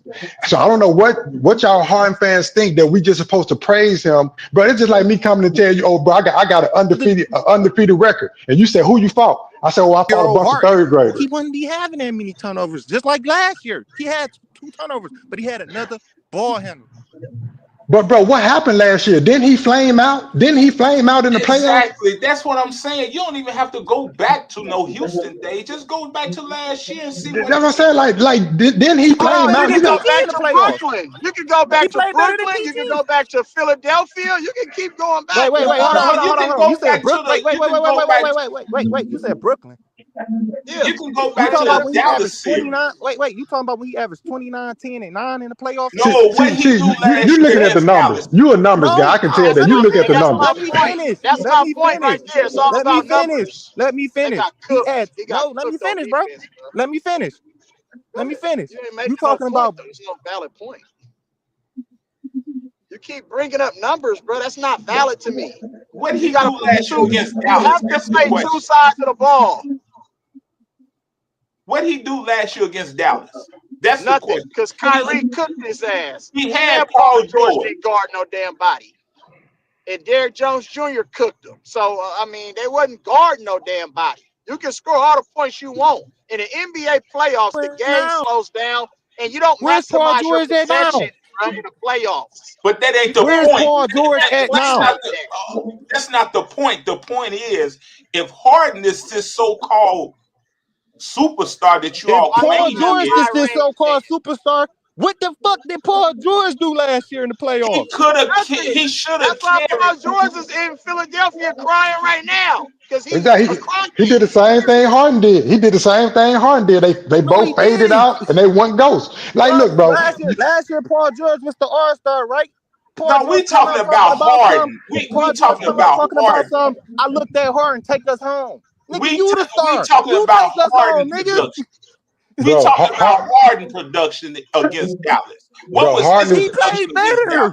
better. Harden is not above criticism, dog. I'm sorry. If you looking for us Nobody just to never sing his said James praises, Harden was, bro. Nobody never said James Harden was above criticism. But y'all get but on here every we get stream, on bro. here and tell Good the games, truth, bad bro. We get games, on here and tell the whatever. truth. Hey, Y'all how many complain. final appearances he got, bro? Y'all complain. Bro, you How many saying we finals he got? complain like we sitting in the top 3 in the West or something. How We many Hold complaining on. finals because we been to sitting the in the Hold on. finals? play-in, Let me Is dog. get James to Harden the let me only get to nigga on the Taz. team, though? Let me get to Taz. All right, Let go me get ahead, to bro. Taz, and let me get to Hey, you gonna learn the JM. But I hard way. want to I point promise something you out that. because old man said how much did Harden average last year? He averaged 21, 8, and 4. So Okay. this is what So he happened. did raise. Wait. He did raise his That's production not it. because he averaged That's 16 bro. in the Would you regular shut season. up, Daquan? Shut up. I'm talking. Damn. James Harden averaged 21 points last year. He had 2 great games in game 1 and game 4.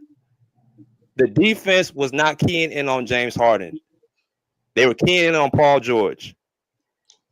Kyrie Irving was single-handedly guarding James Harden and frustrating him.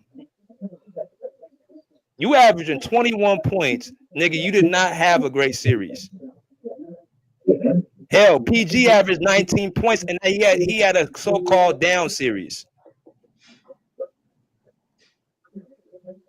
All the defensive attention PG was getting, Harden should have had somewhere between 25 and 30 points. Easy. And they probably also would've won the PG was series. But you playing sitting up And defense. they here probably would have won the praising series. somebody giving 20. Go ahead, old man. And also PG was playing defense, so he exerted a lot of energy. And so This dude can take plays off defense and not even shoot efficient in that whole series. Harden didn't have no great series. Nobody was paying attention to him. And you still only average 21 points, bro. That's average. Getting locked up by Here we Kyrie go Irving, again, who's not blowing even a apart. defender. Hey, and then on top of that, they gave up that 20, they gave up that 20, 29, 30-point lead when Dallas stormed all the way back. Y'all remember that? right.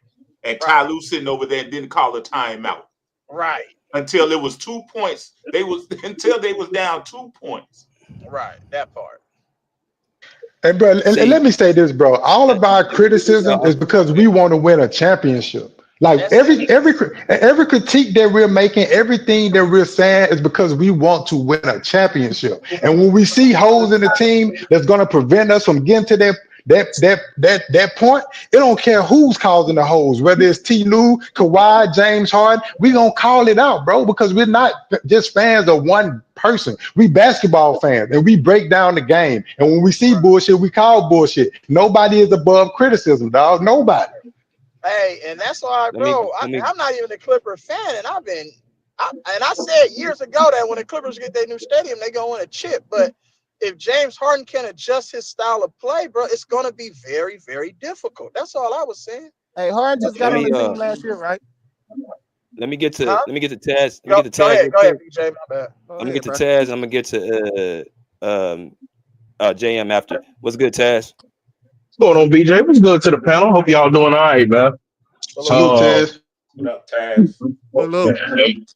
Man. Hey, last night's game, it was finally a full game of good basketball from the Clippers. And again, it was a bad team, but they beat a bad team how you supposed to beat a bad team. It shouldn't be under fucking 30 points when you playing the bottom team in the Eastern Conference. So I got to give a whole bunch of kudos to the team for that last night. I'm not impressed, but that does give me a little bit more confidence. Like for them to put a full body of work together like to see, and it's good.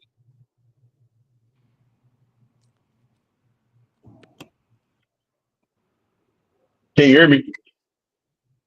We hear you now. Hello? Yeah, I can now. Okay, my bad. Somebody called me. But shit, man. Just looking at that game last night, I'm proud of what everybody did. Zubac did his thing. Kawhi is actually coming completely into form. I still think he's 100%. I get that y'all may disagree with that, but I've been watching Kawhi for some time. I understand he might be a little bit hindered at times, I would say. But from what I've seen from Kawhi, yeah, he's definitely hooping better. His movement is a whole lot better. I mean, I don't see anything that should be hindering him from getting his 30-point game finally coming up, you know. I think this Cavs game is going to rub a lot of people the wrong way, but I actually do think the Clippers are going to win this Cavs game tomorrow. Either tomorrow or Wednesday. I think it's either Wednesday or tomorrow or Wednesday. Okay, appreciate it. So I actually do think the Clippers are going to be able to pull this game out.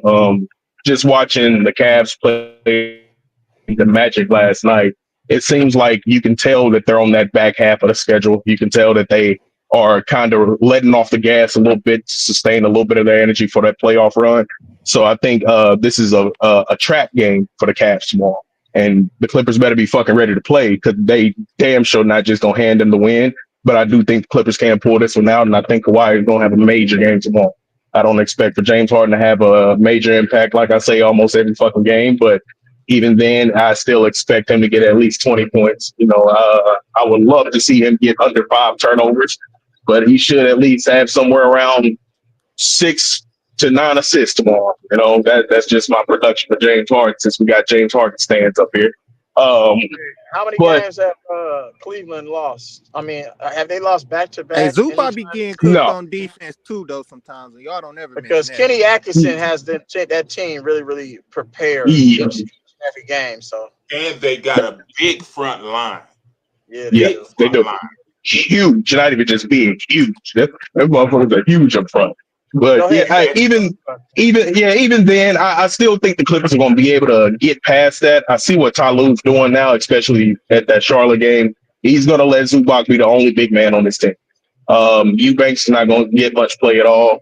But that second unit is strictly going to be small ball. It's going to be interesting how that's going to play out, especially tomorrow. But it does have some benefits to it, especially when I see Ben Simmons and Nick Batum and Derrick Jones playing together. That actually made a pretty good combination last night. So I would love to see that against a better team. But as far as Kawhi right now, I hear everything that y'all saying, and all of y'all are correct. I'm just not going to put too many stakes on the table when it comes to Kawhi right now, his mental and everything. Because although y'all are right, it does seem like he's trying to take a back seat.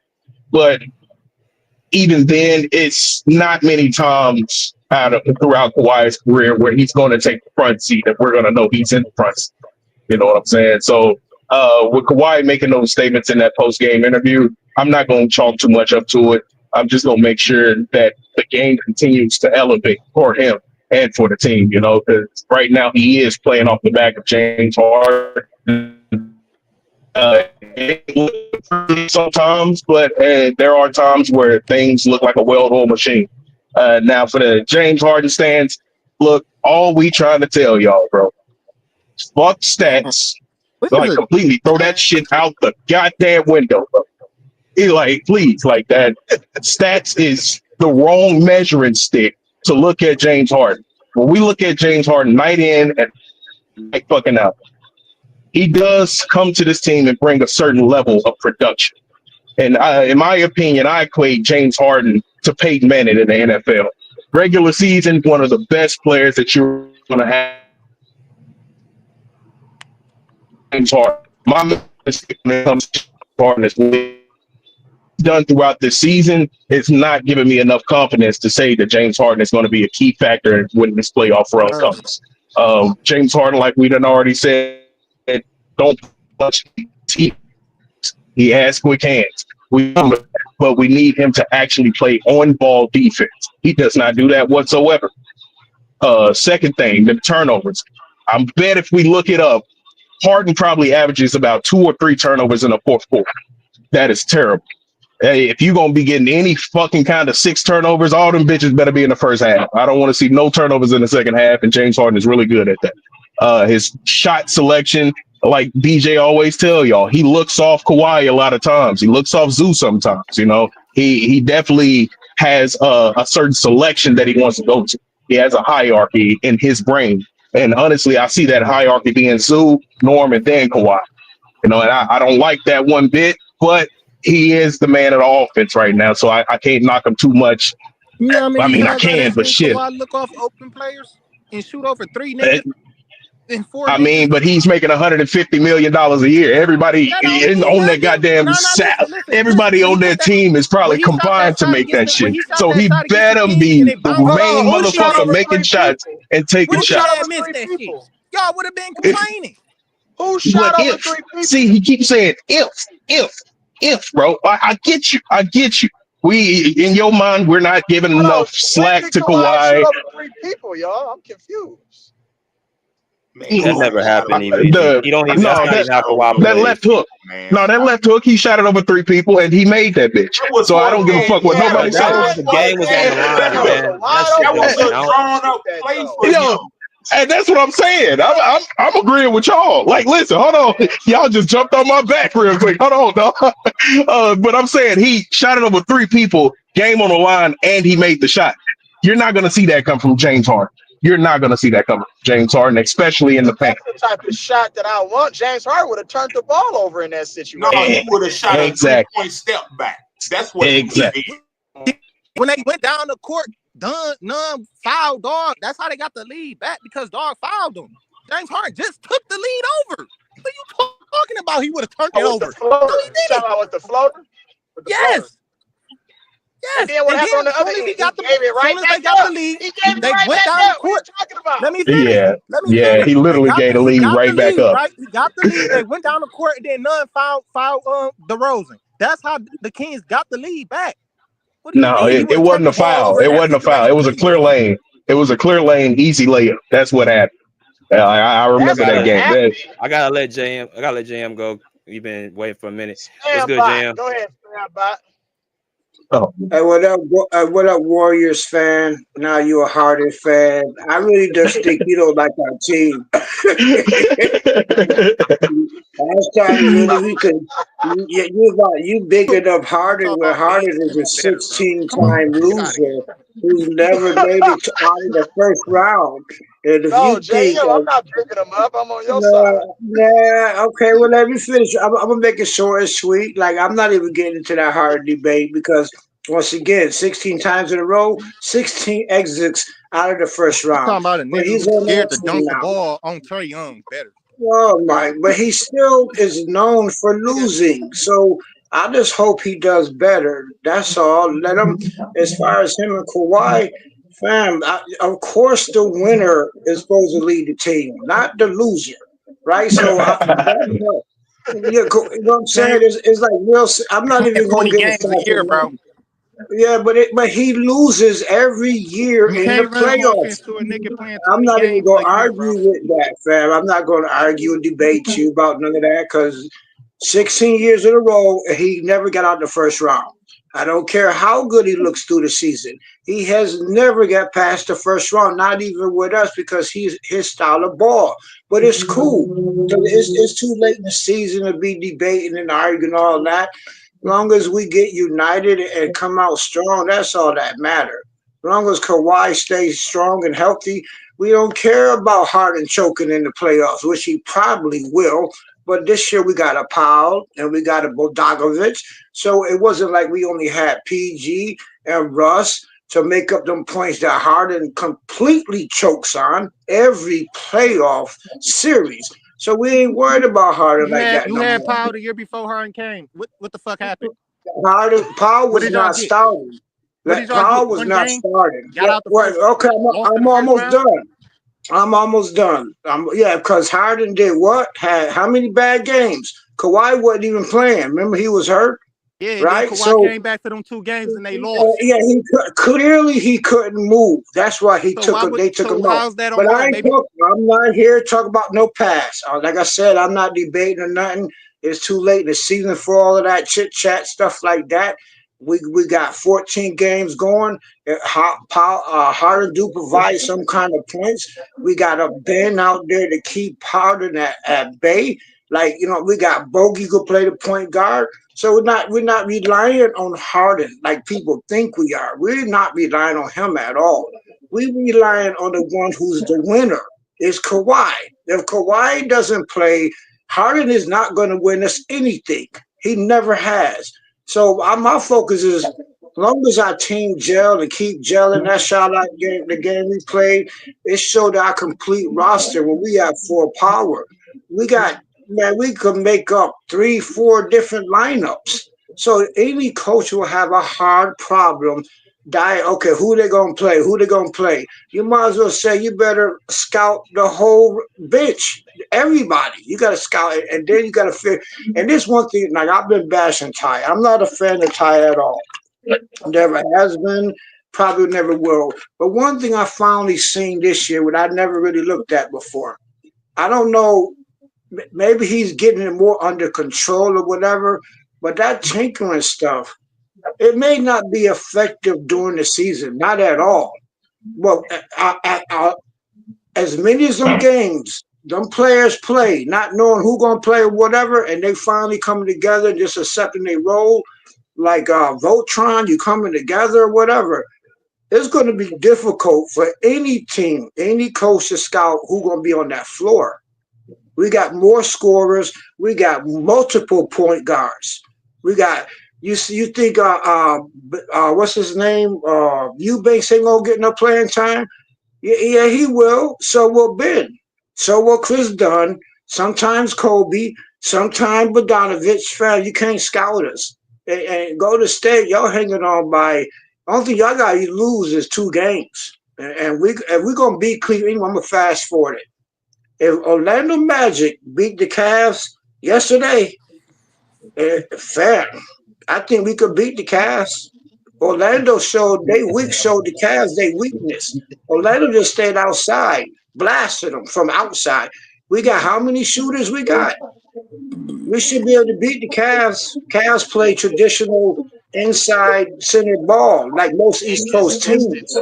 Y'all inconsistent from the 3. And but we ain't gonna be inconsistent. Like I said, you Orlando want to be also worried got about your size. Warriors not losing 2 games because we only got to win 2 games. And y'all got to lose 2 games, then we're going to take your spot. That's what you need to worry about.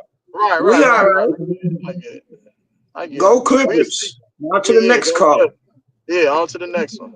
Hey, y'all ain't fucking with us, though. I ain't worried about it. What's Yo, our when I see y'all barely beat the Knicks. Pick and roll? That's Knicks what is I a want good to know. They got 42 wins on the season. It's a good Warriors, y'all. If it wasn't for Steph getting lucky with them lucky Harlem Globetrotter shots, Knicks would have wiped y'all off the court. What is crazy? We beat the Knicks in the garden too. You forgot about that. We beat the Knicks in the garden too. Yeah, but it was a tough the Knicks game. messed up trade. It took Steph. It took Steph shooting the ball from the stands for y'all to win. Steph is not consistent. Hey, but that's what Steph do, bro. That's what Steph do, bro. That is what Steph do. Steph ain't consistent. He's not consistent with it. What the hell are you talking about, blood?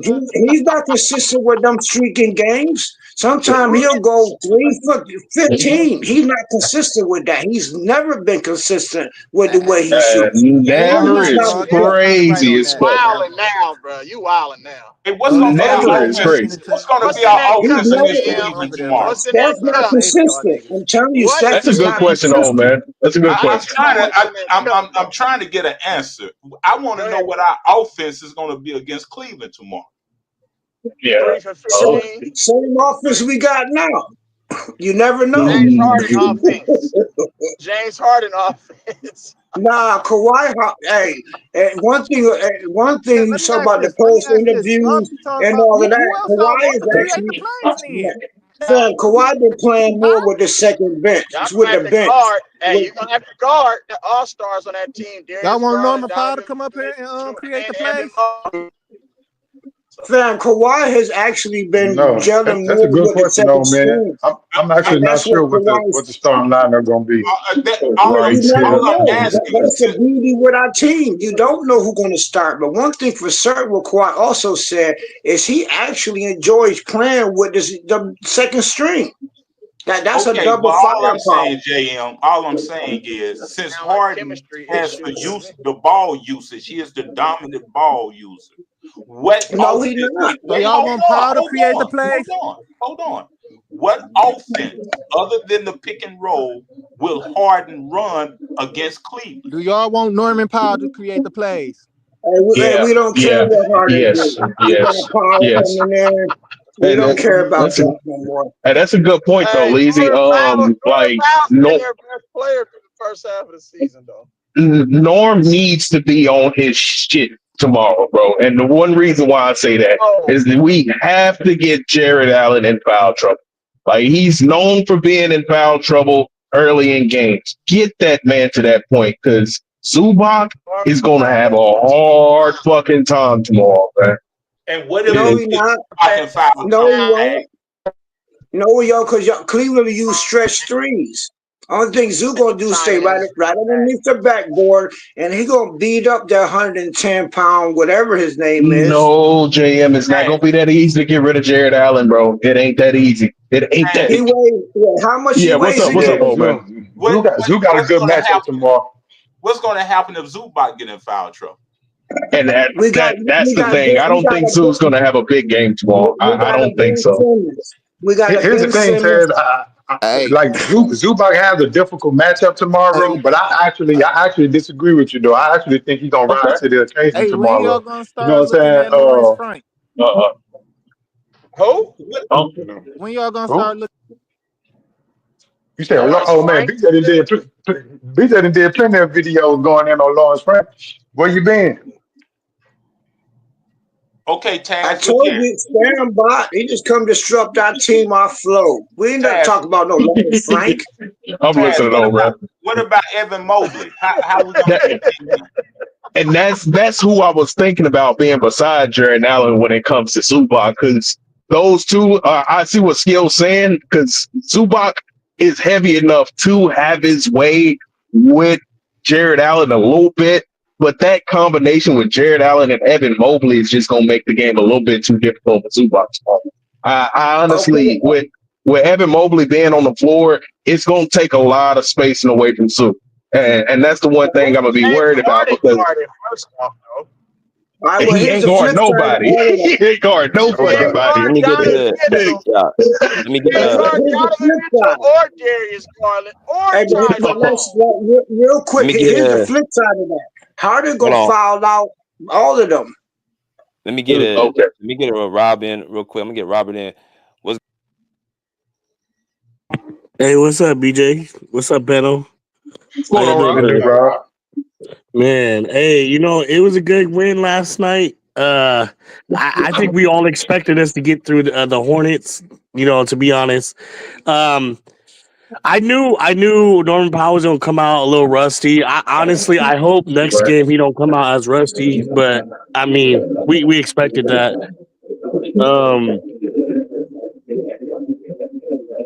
What is that? No, I can hear something. Oh, there we go.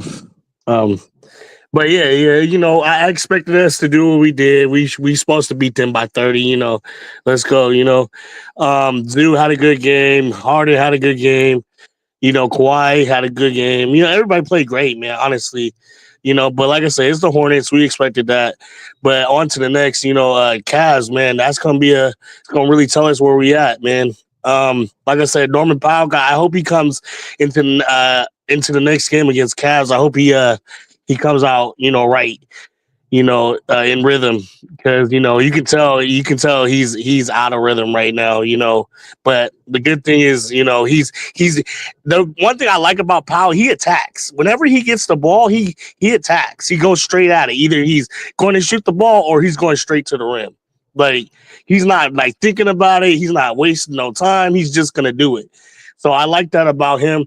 So I know with him doing that, it's gonna be in no time. He's really gonna come back. And man, the Cavs, man, like you said, Jared Allen, I like him. I think Zoo's gonna come out though. I think Zoo's gonna show us why he's Zoo, man. He top 5 in the league, And shit, let's go Clippers, man.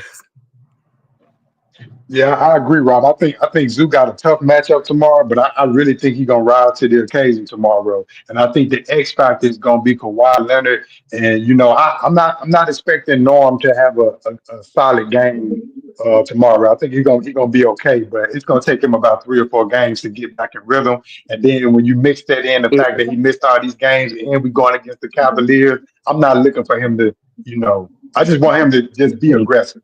Honestly, skills, like if he scores good skills, if he even scores like how he usually is, we're gonna blow the Cavs out.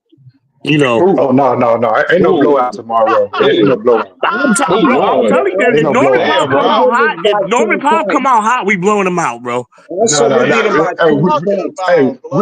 get the W, Rob. We can get the W now, but it ain't gonna be no blowout. No, we gonna blow him out. I'm telling you right now, if he come out hot, we gonna blow him out. Because Kawhi been playing good. Kawhi already been playing good so far these past couple of games, and then you already know what Harden probably gonna give you. You know what I'm saying? And like our team is rolling. Our team is rolling right now, and this momentum is only gonna tell us, like, bro, I'm telling you right now, Norman Powell come out shooting them threes, it's over with.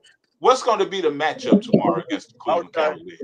You never know. That's the beauty of our team. You understand who you've been playing, though, bro. You haven't played. As long as he don't put that 3-guard lineup out, I don't like that. Don't put that 3-guard lineup out there. But our 3-guard lineup could be better because we got all scorers could average double points. Who never know? That's the beauty. But don't know. They got the best record in the league for a reason.